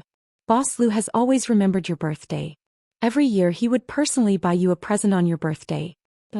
Miss Ling, I believe that if you hadn't left 4 years ago, Boss Lou would have definitely proposed to you. That's because I've seen Boss Lou staring at a diamond ring in a daze several times. Miss Lung, I'm really not trying to speak up for Boss Lou on purpose. Boss Lou really likes you. Actually, I don't know if you're aware of this, but in the 4 years that you were gone, Boss Lou probably sent you messages on WeChat every single day." Lung Nguyen didn't interrupt the assistant. She waited until he was done before politely bidding him farewell before sending Kiki off to kindergarten. When the car was about to reach the entrance of the kindergarten, Lung Nguyen suddenly asked Kiki, "Kiki, do you really want a father?" Coco nodded and hummed in acknowledgement. Lung Nguyen didn't say a word. Instead she gently stroked Kiki's bangs. After the car came to a stop, she helped Kiki adjust her scarf and carried her out of the car. After sending Kiki to kindergarten, Lung Nguyen returned to the taxi she had flagged earlier. On the way to the office, she stared at the dazzling sunlight outside the window, and she couldn't help but recall what Lu Benlei's assistant had said. If she hadn't left, Lu Benlei would have proposed to her back then. So Lu Benlei was intending to marry her 4 years ago? But that person had appeared. Was that why they were separated? Lung Nguyen was stunned for a moment before she took out her phone. She stared at her WeChat for a very long time before finally logging into her old account. Xia Shangzhou fell into a deep sleep.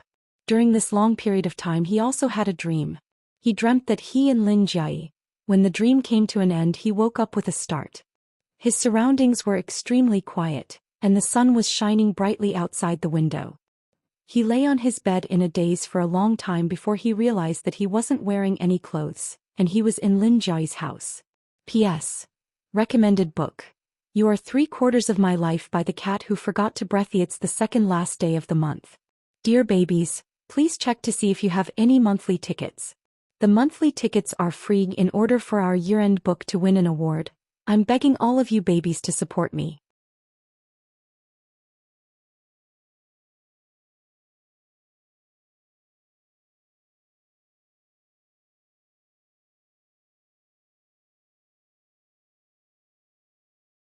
Chapter 11:18. If you're willing, I can take responsibility for you. Don't misunderstand, I don't want to take responsibility because of my responsibility. I just really like you and I can't wait to take responsibility for you. If you're unwilling then, it's fine too. You can beat me up. Oh no, you can beat me up as many times as you want as long as you don't get angry. After sending those 2 messages, Xia Shangzhou suddenly remembered that Lin Jiai's phone was switched off, and she couldn't see his messages no matter what he said. So he turned around to look for her. When he ran to the door of the house he realized that he was still wrapped in the quilt, so he hurriedly returned to the bedroom. When he saw his clothes he rushed over, picked them up and put them on hastily. In his panic he had put on his t-shirt the wrong way around. When he took it off and put it on again he saw a note on top of his pants. He paused in the act of putting on his clothes, then bent down to pick up the paper. Opening it he saw her handwriting. Navigator, I believe that you must be anxiously looking for me at this very moment. Don't worry, I'm not hiding from you.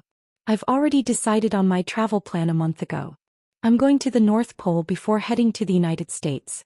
My return route is still unknown, so by the time you see this note I might already be in the air. In fact, there's a good chance that I might have already left China. You must be feeling even more anxious after reading this, right? Are you afraid that I won't be able to return anymore? There's no need to worry. I estimate that I'll be back in Beijing in around 2 months and I'll contact you then. I'll give you the answer you want to discuss with me then. You don't have to look for me either.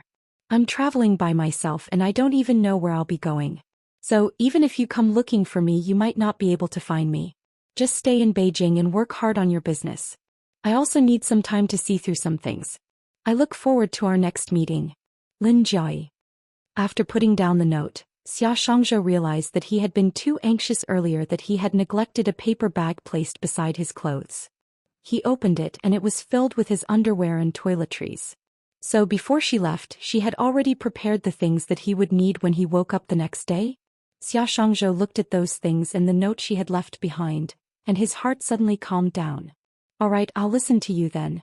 I look forward to our next meeting. Hui. After Leng Yuan logged into WeChat, her phone kept ringing non-stop. In the end, her phone's screen froze. Even after she arrived at the company and paid the bill, her phone still rang. As soon as Leng Yuan entered the office, she was immediately summoned to a meeting by her superior. The next time she was free was lunchtime. While she was waiting for the takeout, she remembered that she had logged into WeChat in the morning, so she opened WeChat to take a look. There were so many unread messages that she was dazzled. For a moment she didn't know where to start. She sorted out her thoughts and decided to start from the news about her roommates. Regardless of whether it was Shi Yao, He Tian, or Jiang Yu, they had been sending her messages all the time, wishing her well on her birthdays and holidays.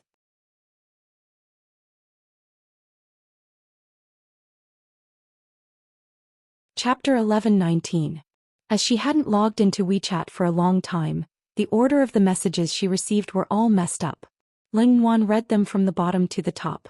Yuan, do you still remember? 5 years ago today we went to eat hot pot together. It happened to be your summer vacation that day.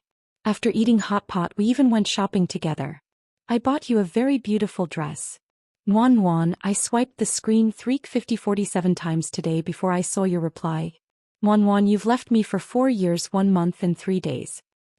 Yuan, how was your day today? It was the same as always. I woke up at 8 a.m. and arrived at the office at 9 a.m. I was busy the entire morning and in the afternoon I met the president of a bank. The weather was good and I happened to pass by G University, so I went for a walk. G University hasn't changed much from before. Wherever I go it's as if I can see your shadow. Oh, that's right, I met an especially beautiful and obedient little girl today. She got lost, so I sent her home. Yuan, I've said so much, but I don't know if you can see it. Perhaps you can see it, but you just don't want to talk to me after you see it. Yuan, I miss you, but I don't know if you miss me. Yuan, I'm sorry. I can't even remember how many times I've apologized to you. Yuan, it's been 1,460 days since you left, but I'm still waiting for you. Yuan, I believe that our story is not finished yet. One day we can say long time no seek to each other. Yuan, I saw a girl today. Her back looked very much like you. I ran over happily and called her Yuan.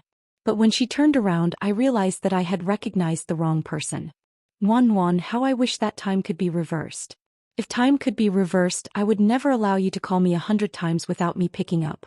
Yuan, if we can meet again I will wait for you indefinitely. What do you mean by asking me to stay 99 times and giving up 100 times? To me it doesn't exist. I've lost once, I won't let myself lose again. Yuan, it's been 997 days since you left, but I'm still waiting for you. Yuan, how are you doing now? I've slowly accepted the fact that you've left, but I still miss you every day. Yuan, I still love you very much. It's the 100th day since you left. Yuan, today is your birthday. Happy birthday. Yuan, don't you think this ring is pretty? You know what? I was planning to propose to you, but I was still a step too late.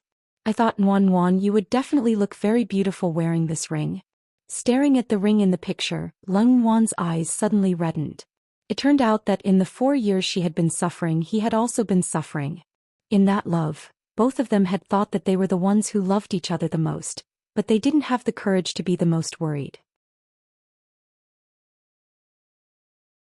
They were afraid that the other party wouldn't love them, afraid that they weren't in the other party's heart, afraid that they would be hurt all over if they gave up.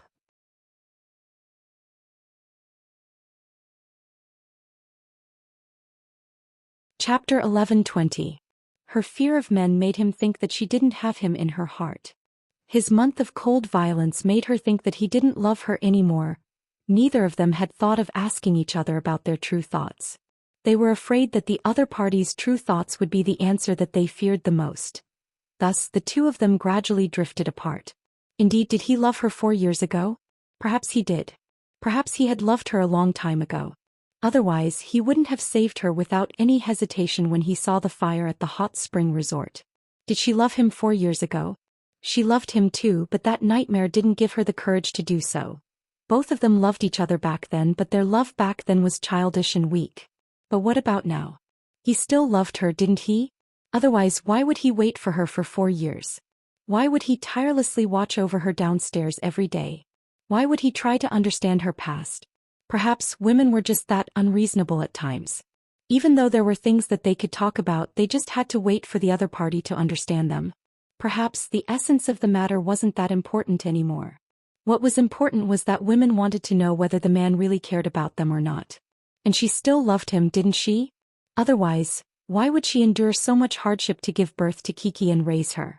Otherwise, why would she care so much about whether he stayed downstairs every day? So, could she really be like what Yao Yao said, be brave for once, be brave again, let go of him, let go of herself, and let go of him and her Kiki? Lung Wan flipped through those WeChat messages until her fingers ached. Her mind was in a mess, and as she scrolled through them, she suddenly tapped on the chat box. Lu Benlai, why don't we make a bet? She stared at the message for a very, very long time. Then she pursed her lips and tapped on the send button. Soon she received his reply. Okay.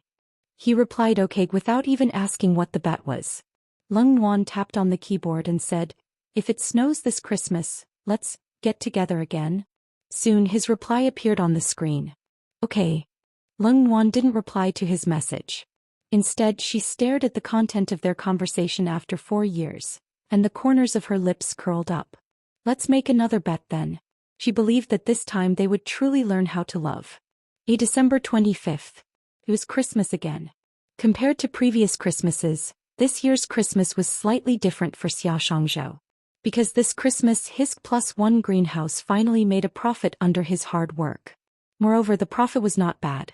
There were even many celebrities and internet celebrities who ordered flowers from him and posted them on various platforms, bringing him a lot of popularity. But on Christmas Day, of all the flowers he sold, the most expensive one was ordered by an anonymous person. He had sent out the bouquet of flowers in the morning. The address was a mailbox next to the main road. In the afternoon he received a bouquet of flowers in the greenhouse.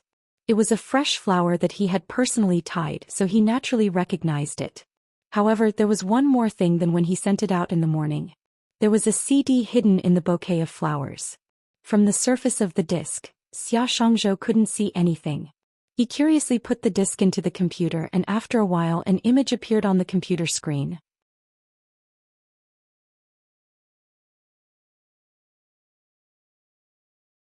Chapter 11:21. From March to December. Thank you for meeting me. I love you guys. The meaning of writing is to have your company. This feeling is so good. We're going to say goodbye soon. Although I'm reluctant, I'm still very touched. I hope we'll meet again in the next book. This is the last week's activity. This chapter will randomly select 5 koi readers. MAC lipstick plus 88K red packet plus snack gift bag. Condition, vote.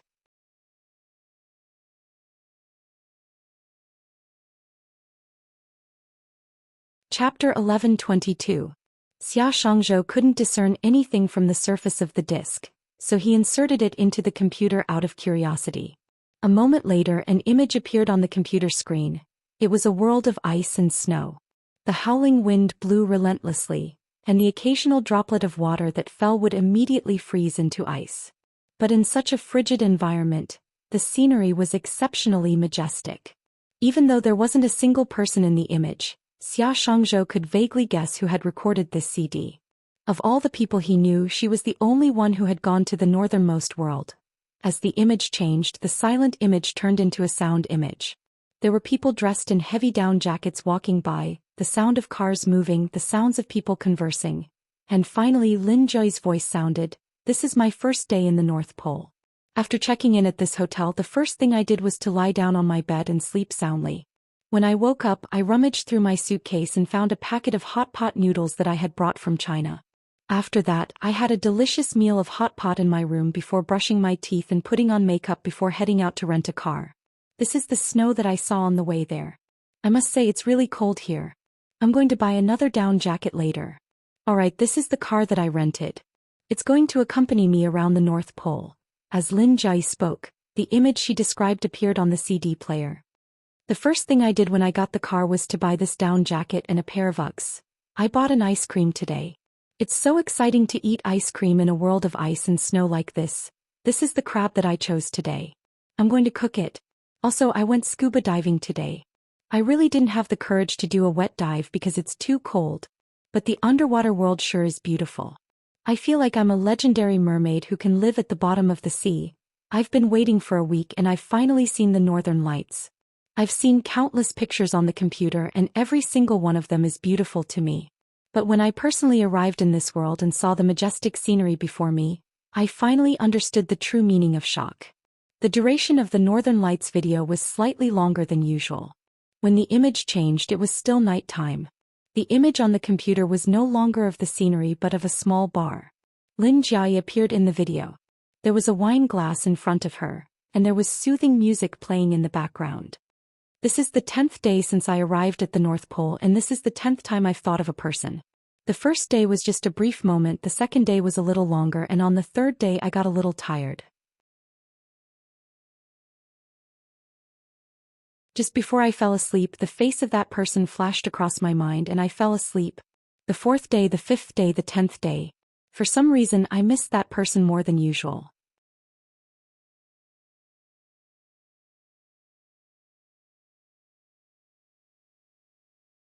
Chapter 11:23. Following Lin Jiayi's words, an image of her slowly sketching on a piece of white paper appeared on the computer screen. After my first love left me, I lived in his shadow for 11 whole years, unable to walk out of it. Eventually he appeared in my world once more. There were many things that I couldn't understand back then, but as I slowly calmed down and looked back on the past, I realized that God still loved me. If God hadn't sent him back to me perhaps today, which I thought was the anniversary of his death, I would still be sad. I would still be drunk and I would still be in agony replaying the beautiful scenes of our past over and over again. In truth, after our reunion, I couldn't find the feelings that I yearned for in him anymore. I thought that I might have truly loved him back then, but in the end, the only thing I loved was the story between him and me. That's because it's hard to forget regretful things. The sun here is really bright today, and when I was taking a photo under the sun, I suddenly felt a strong urge to return to my country. I wanted to return to Beijing, the smoggy and foggy winter. I wanted to eat the Xiaolong bao from the southern city, the Cantonese cuisine from the western city, the crayfish from the eastern city, and the Sichuan poached fish from Beijing. I thought about all sorts of things, but in the end I realized that there was a person that I really wanted to meet. The weather today isn't too good. It's been a gloomy day, and it even started snowing heavily in the afternoon. But while it's snowing, it's always beautiful, but it's also very cold. While I was sipping on some hot water, I suddenly missed the heating in Beijing, and I suddenly felt an urge to buy a return ticket back to Beijing. I'm going to fly to America today, and I'm already at the airport. Tomorrow is Christmas Eve, and I'm going to celebrate it with my friends. Look, America is bustling on Christmas Eve just like our spring festival. I decorated a Christmas tree with my friends, and it's beautiful, isn't it? Tonight, when I was pasting a wishing note on the Christmas tree, the 3 words I wrote were the name of the person I really wanted to meet. At that moment, I suddenly felt like I was certain of something. I always thought I was moved, but I realized that wasn't the case. I thought I was looking for someone else's comfort because of the failure of a relationship, but in the end, I realized that wasn't the case. I seriously tried to see through my own heart, and I realized that maybe the person I really wanted to meet was already very important to me a long time ago. Maybe the story between me and my first love didn't only change him, I also changed. I can't find the feeling I once wanted in him. Maybe he could give me the romance I wanted when I was young, but I'm already 30 years old. I want stability, I want warmth, I want comfort. This is what my first love can't give me. Christmas Eve has passed and today is Christmas Day. In the first second of Christmas, I can't wait to end this journey again, and I want to return to Beijing because I miss him. The video came to an abrupt end and a line of handwritten song characters appeared on the screen. Navigator, Merry Christmas. Xia Shangzhou stared at the image of Lin Jiayi standing in front of the floor-to-ceiling window for a very long time. Eventually, he couldn't help but reach out to touch her face on the screen, and as he did so, his lips curled up into a smile. Mary.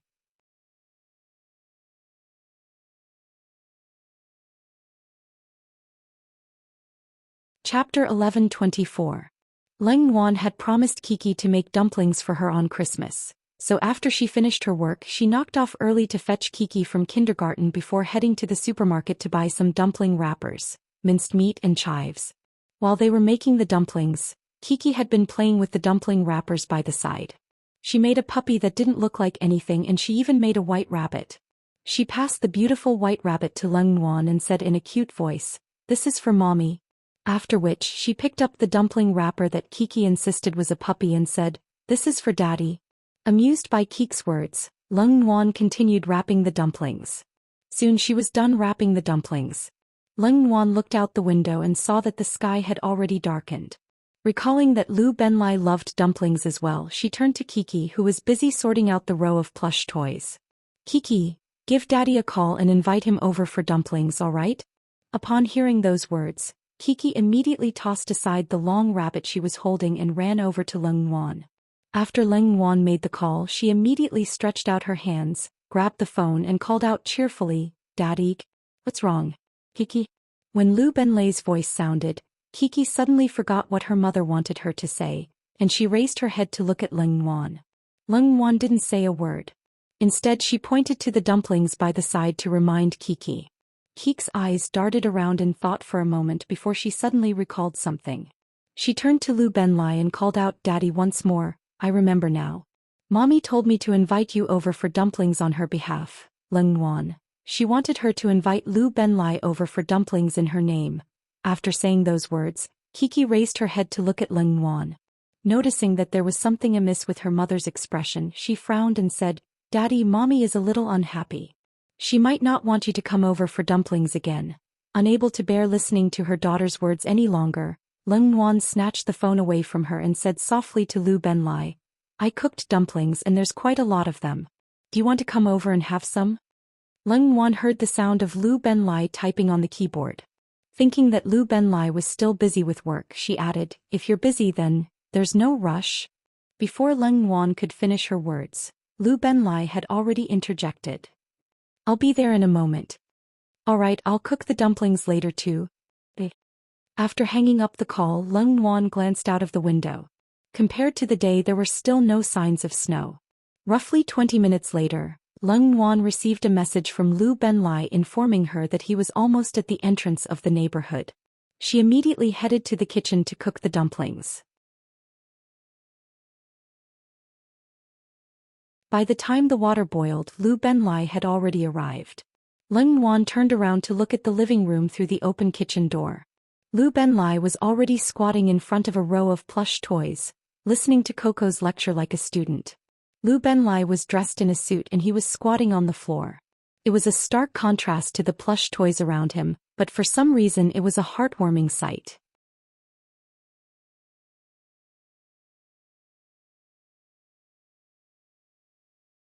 Chapter 1125. When the piping hot dumplings were placed on the dining table one by one, Lu Benlai brought Kiki to wash her hands. Leng Yuan placed the plates on the table and sprinkled them with vinegar. At this moment, Kiki and Lu Benlai walked out of the bathroom one after another. But as soon as they arrived at the dining table, Kiki suddenly let go of her father's hand and ran to the balcony. "Kiki, come and eat." Before Leng Yuan could finish her words, she looked at Kiki's eyes and at the same time she also looked out the window. Then her entire body froze. Lu Benlai glanced at Leng Yuan in bewilderment. and noticing that there was something amiss with her expression, he asked, "What's wrong?" Following her gaze, he looked out the window and just like her, he froze as well. At some point in time, heavy snow had started falling from the window. Fluttering and rustling, it was like a scene from a TV drama. Lu Benlai and Leng Nuan stared out the window for a very, very long time before they finally recovered from their daze and slowly turned to look at one another. Lu Benlai, "It's snowing." Leng Nuan glanced out the window for a moment before replying, "Yes, it's snowing. It's really snowing." Leng Nuan stared at the drifting snow, and as she stared at it, she suddenly recalled that Christmas many years ago. The young man who created artificial snow at school. Tears welled up in her eyes, but her lips still curled up. After 7 years, she was saying the words she had said back then. She said, "I'm willing to admit defeat. Yes, I'm willing to admit defeat, and I'm willing to admit defeat." By the time Xia Shangzhou was done with his work, it was already midnight. He dragged his fatigued body home, took a hot shower and collapsed onto his bed, intending to sleep. But when he recalled Lin Jiayi's CD, he couldn't help but place it on his laptop and project it onto the wall, watching it from start to end. Once wasn't enough, so Xia Shangzhou played it a second time. After listening to it for an unknown number of times, he finally fell asleep even though his laptop wasn't switched off. The next morning, Xia Shangzhou was awoken by knocking on his door. He stood up in a daze and went to the bathroom to squeeze out some toothpaste. Then he bit on his toothbrush and walked to the door. With a muffled, "Who is it?" he opened the door, and before he could even open his eyes, an oversized red suitcase was pushed into his room. Following which, Lin Jiayi's voice sounded from outside the door, "What time is it already? Why are you still sleeping? Hurry up and go out." Xia Shangzhou blinked in disbelief. He bit his toothbrush and stared blankly for a long time before he looked at the person standing at the door. "It's really her, she's really back." A look of ecstasy flashed across his eyes. Just as he was about to speak, she said, "Navigator, didn't I tell you before that I would give you an explanation when I return? I'm here to give you an explanation. Hurry, follow me." As she spoke, Lin Jiayi grabbed Xia Shangzhou's arm and dragged him out. "I haven't finished brushing my teeth and I haven't put on my clothes." "Then hurry up." "Navigator, are you done yet?" "I'm awake." "Don't shave anymore." "This is it. This dress looks pretty good too, so I'll wear it. Forget about the shoes, I'll take this pair." After Xia Shangzhou was dragged into the elevator by Lin Jiayi, Xia Shangzhou finally realized what was going on and asked, "Where are we going?" "The Civil Affairs Bureau." "My treat." "Civil Affairs Bureau? What's that for?" "What do you think? It's either a divorce certificate or a marriage certificate. Which one do you think you can get?" "Wait for me then. I have to go back to shave and change my clothes. I can't be photographed like this, it's too ugly." "So what if you're ugly? It's fine as long as I'm beautiful. In any case, you're just a foil. Let's go." Soon after Christmas, it was New Year's Day. On New Year's Day, Xia Shangzhou accompanied Lin Jiayi to go shopping. Lu Benlai and Leng Nuan brought Kiki to Hainan. He Tian went to the Maldives to make up for their honeymoon, and Liang Jisi stayed by Jiang Yu's side to take care of his wife. Only Lin Jiej was chased out of the house on the first day of the new year. +1. That's the end of the side story. There's still a little drama about Shi Yao and Lin Jiej. I'll update it tomorrow for everyone to watch. Actually, it's fine if you don't watch it. 2. The side story doesn't write about marriage and childbirth, so everyone can fill in the blanks on their own. If I were to continue writing, it would become the main body story, and the main character would be overshadowed by the main character. So, don't say that I was sloppy, I really wasn't sloppy at all. I still wrote more than 100,000 words for the side story. 3. Thank you for your company all this while. And I'm going on vacation now. On the 12th of January, which is the 12th of next month, I'll see you all for the new book. If you still remember me and are willing to support me, let's continue having fun on that day. For, it's the last month. We've worked so hard for this book, so I hope that this month, if you have the votes, you can still vote for this book. The votes for this month are really important, but I can't keep writing until the end of the month. I can only hope that if you remember, please vote for it if you have the votes. But it doesn't matter if you don't remember. Let's just leave it to fate. 5. Let's cut to the chase. Let's do another activity for this chapter.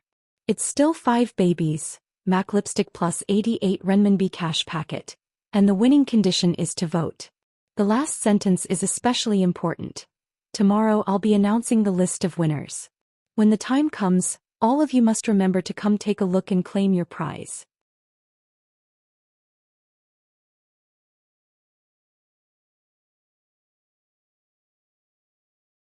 Chapter 11:26. Don't blame me for posting a single chapter. I'm done. I can only inform everyone that this chapter is free.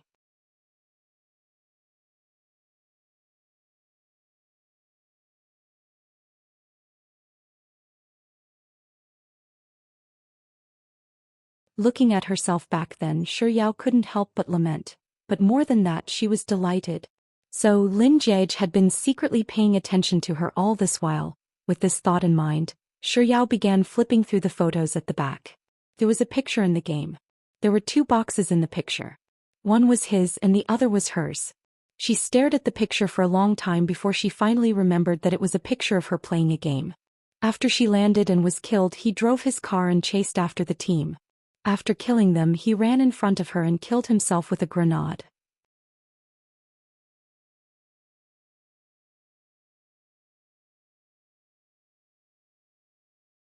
Chapter 11:28. Recalling the past once more, Yao's eyes softened significantly. She continued scrolling through the photos and she soon saw a picture of a woman. Why would there be a picture of a woman in Lin Jiege's phone? Yao, who was still feeling a little touched a moment ago, immediately frowned. But soon she realized that there was something wrong with the picture. Why did the person in the picture look so familiar? He looked a little like Sis Jai, but his chest was too small. Rather than saying that he looked like Sis Jai, he looked more like her husband. Perplexed, Yao reached out to cover the long hair and skirt in the picture. She stared at the remaining face for a moment before bursting into laughter. That really was her husband. Who would have thought that Lin Jiege would have such a hobby? To think that he would actually like to cross-dress. She was going to save this picture later on and use it to threaten Lin Jiege.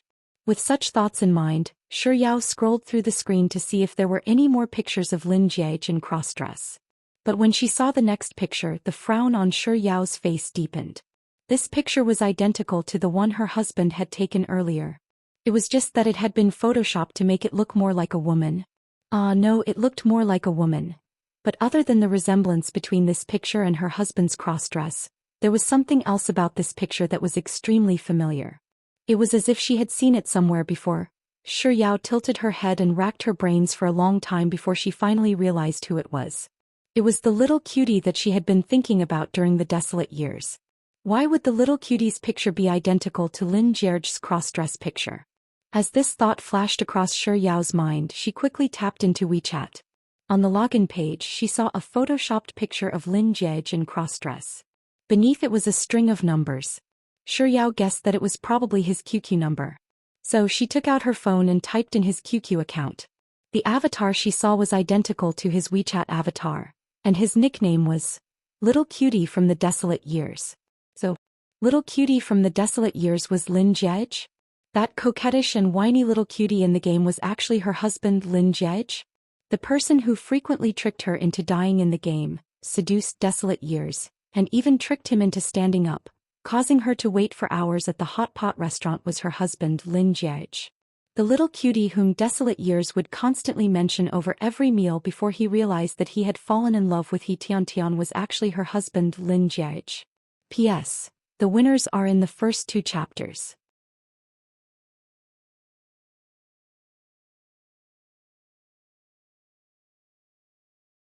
Chapter 11:29. After ending the video conference, Lin Jiege walked out of the study and saw a neatly dressed Yao sitting on the sofa.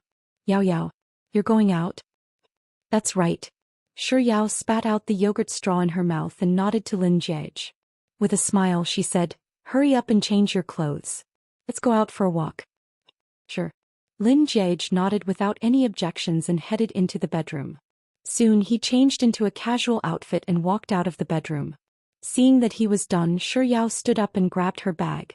While she was changing her shoes at the entrance, she saw that Lin Jiege was packing his wallet.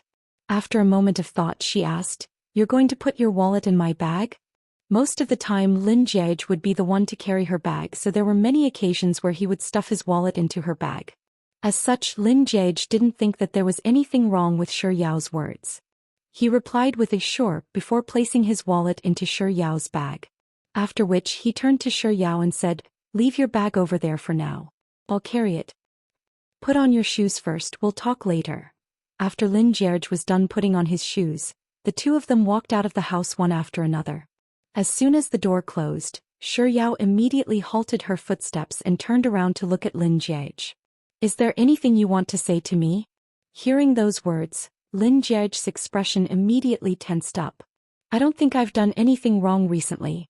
Lin Jiege thought about it seriously for a moment before turning to Shi Yao and asking, "Yao Yao, are you still angry at me for standing you up because I promised to have dinner with you last Wednesday?" Shi Yao didn't say a word. Lin Jiege continued, "Didn't you punish me that day too? As soon as I returned home, you brought me 10 bowls of pigeon soup and asked me if the pigeons in the soup resembled the one I stood you up with. You even told me to drink all of it, saying that you'd forgive me if I drank it, but I drank all of it. Yao, you told the little light bulb that a person has to honor their words. You can't." Before Lin Jiege could finish his words, Shi Yao interjected, "I'm not talking about the recent events. I'm talking about the past events." "The past events? Could it be the new assistant hired last year?" "Well, it was really an accident. He purposely put the lipstick in my pocket. I already proved my innocence. Besides, that assistant was fired a long time ago. It's even worse than that." Lin Jiege pondered for a moment before asking, "Could it be that I ate your last bag of potato chips 4 years ago? Or is it that time when I accidentally spilled your Coke? Or the time I left a big bag of snacks in the restaurant?" "Neither." "None of them? Then I really don't have anything else to say. Are you sure?"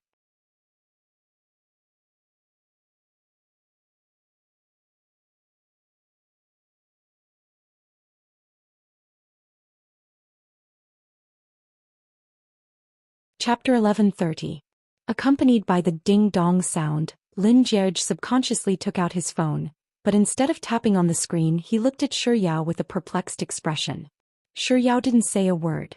Instead she lifted her chin slightly, gesturing for Lin Jiege to look at his phone.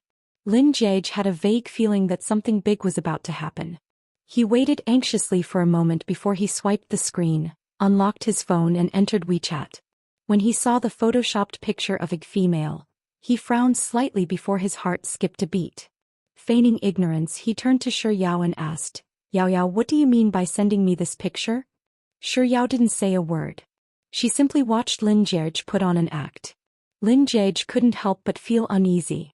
He had a feeling that Shi Yao knew something, but after giving it some thought he realized that it wasn't very likely. So he decided to continue feigning ignorance and asked, "Yao, who is this woman? Does she know me? Or did she look for you? But I don't know her. If she really says anything to you, you mustn't believe her. You should know that the two of us are a family. Indeed, the two of us are a family, but you and her." At this point, Shi Yao paused for a moment before changing to a half-joking tone. "Why do I feel like you're the same person?" Lin Jiege nearly dropped his phone in shock, but he quickly calmed himself down and said, "Yao Yao, you sure know how to joke. But this joke of yours isn't funny at all. In fact, it's a little scary." "Is that so? Scary? I don't think so at all. Instead, I feel like my joke is more like the truth."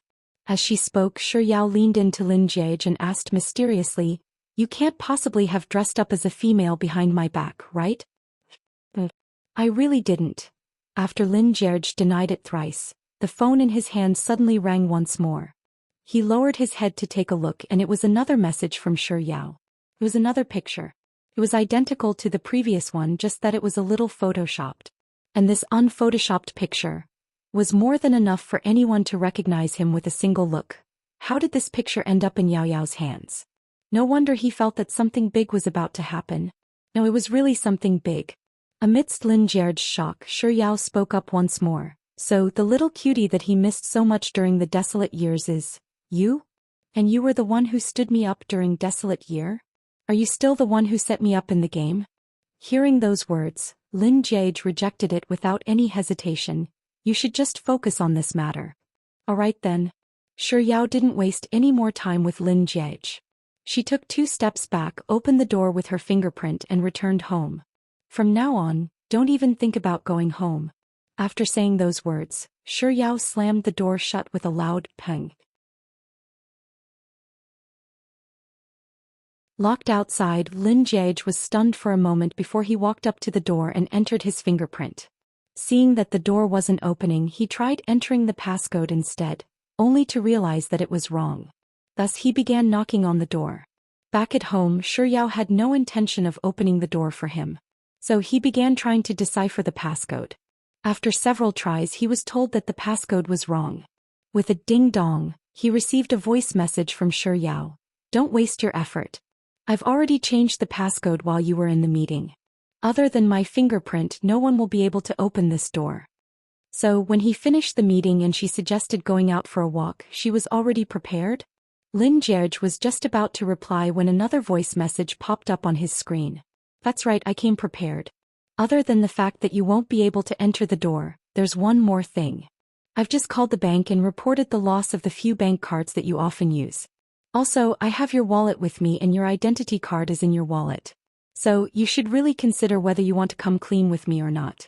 Otherwise, not only will you have no money to spend, you won't even be able to stay in a hotel. P.S. This chapter is still free. Haha, I'm going to write a little drama for everyone. Roar roar roar. I wonder if you guys are still around? Hee hee.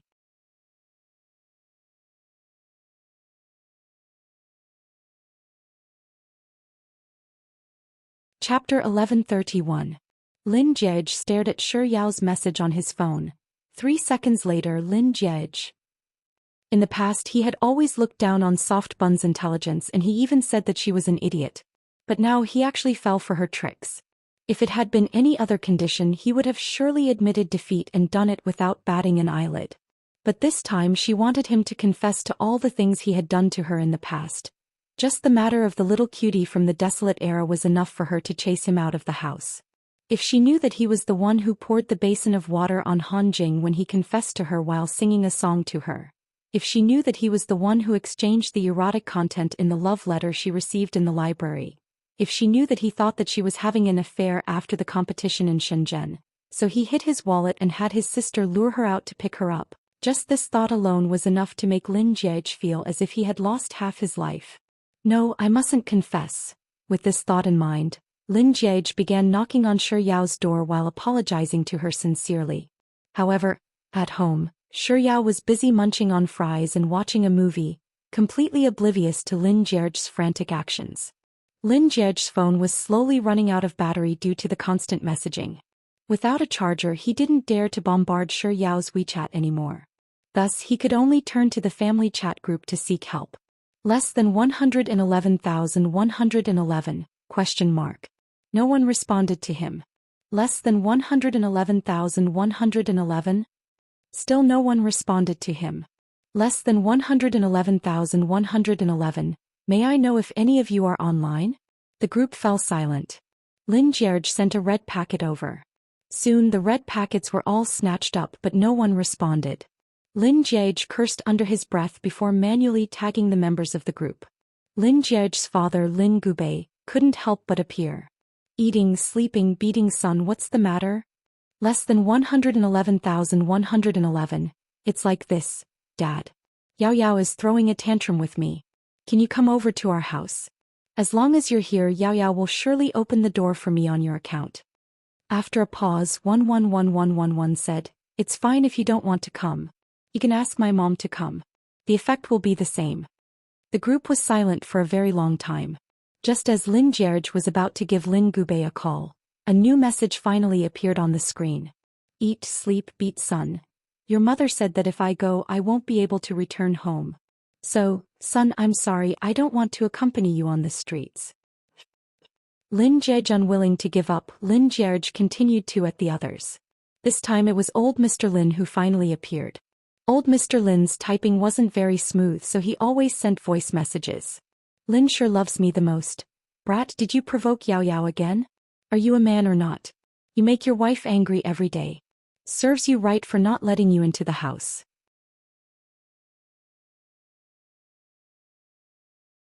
"Let me tell you, the old house will not take you in. Whoever takes you in will have a problem with me." Lin Jiege's aunt, Lin Gunan, immediately responded to Grandpa Lin's message. "No more diet. Got it, Dad." Lin Jia's uncle followed closely behind. I love Fat Beauty. I got it too, Dad. Lin Jia was the last to appear, but instead of sending a message, she added Xia Shangzhou into the group. After Xia Shangzhou entered the group, Lin Jia sent a message. I got it +1, Grandpa. 3 seconds later, Xia Shangzhou slowly sent a message as well. I also received a +1, Grandpa.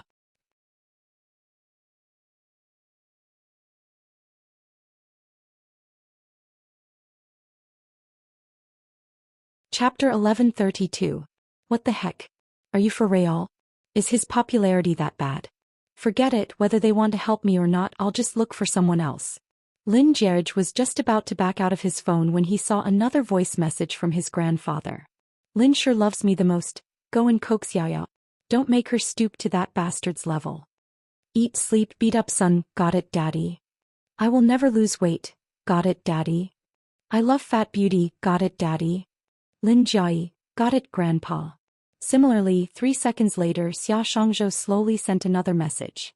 Got it, Grandpa +1. Lin Jia couldn't look at the messages in the group anymore, so he quickly backed out of the chat group and looked for his friends to treat his wounds. It's definitely over for old Xia. He's clearly betrayed me. With this thought in mind, Lin Jia gave Lu Benlai a call. A long while later, Lu Benlai finally picked up the call. What's wrong? Boss. Where are you? Do you want to drink? No, I'm accompanying my wife and child.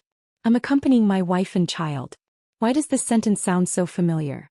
Also, why does this tone sound so boastful? Lin Jia racked his brains for a moment before he suddenly remembered. Wasn't this his catchphrase? Back then, when Leng Nuan left Lu Benlai, the depressed Lu Benlai would often call him out for a drink. That was how Lin Jia would respond to him. Daddy, Daddy, do you not love Kiki anymore? Why aren't you accompanying Kiki? While Lin Jia was in a daze, the tender voice of a young girl sounded from the other end of the phone. Following which, Lu Benlai replied, Daddy's here. Then, as if Lin Jia wasn't there, he hung up the call. He had always been the one to hang up on Lu Benlai, but this time he was the one to hang up on him? Lin Jia harumphed coldly before calling Liang Jusi instead.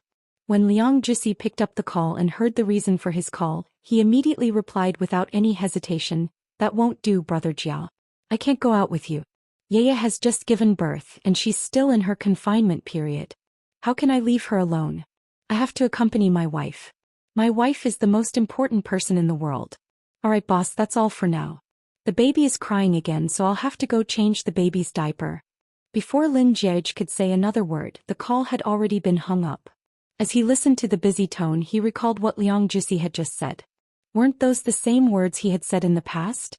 After Shi Yao gave birth to the little light bulb, no matter who they called, he would always say the same thing, F***, it's poison. With this thought in mind, Lin Jia gave Desolate Year a call, but this time no one picked up.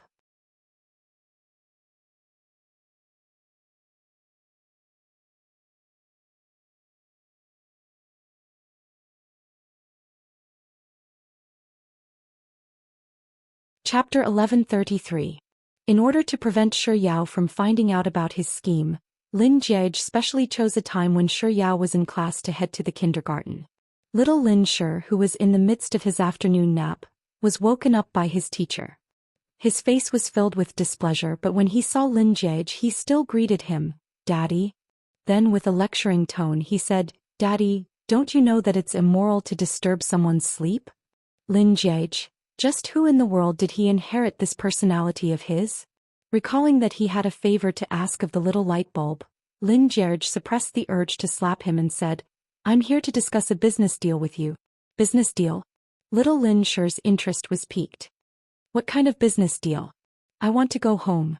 If you help me, I'll fulfill your conditions and buy you all the toys you want. A contemplative look surfaced on little Lin Shi's tender face. A moment later he said, It's not like we can't talk about this business deal. Lin Jia. What should I do? I really want to slap him. But Daddy, I have conditions. You've learned how to bargain? Lin Jia's eyebrows shot up. Let's hear it. Little Lin Shi. Firstly, Daddy, you can't ask me to wash your socks anymore. On top of that, you have to help me wash my socks. Lin Jia gritted his teeth and held himself back. All right. Little Lin Shi. Secondly, Daddy, Mommy will sleep with you on Mondays, Wednesdays and Fridays, but you have to sleep with me on Tuesdays, Thursdays, Saturdays and Sundays. Lin Jiege flew into a rage. Why do you have one more day than me?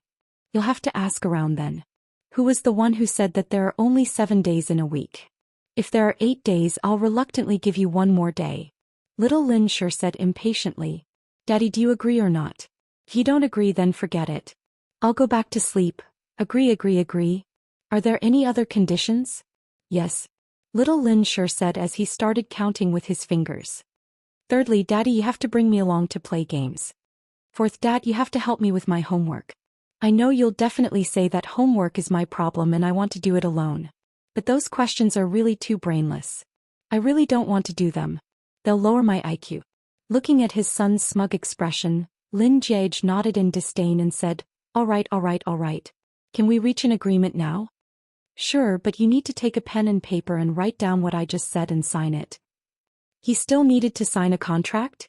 Lin Jiege couldn't help but feel a little annoyed at his son for being so troublesome, but his hands swiftly whipped out a pen and paper, and he began writing down everything that his little snack had just said. Little Lin Sure took the paper from Lin Jiege's hands and looked through it carefully. He caught 2 wrong words and forcefully forced Lin Jiege to correct them. After which he picked up the pen and wrote down his name. After which he hooked his finger with Lin Jiege and said in a grown-up manner, Daddy, I hope that we'll have a pleasant cooperation in the future.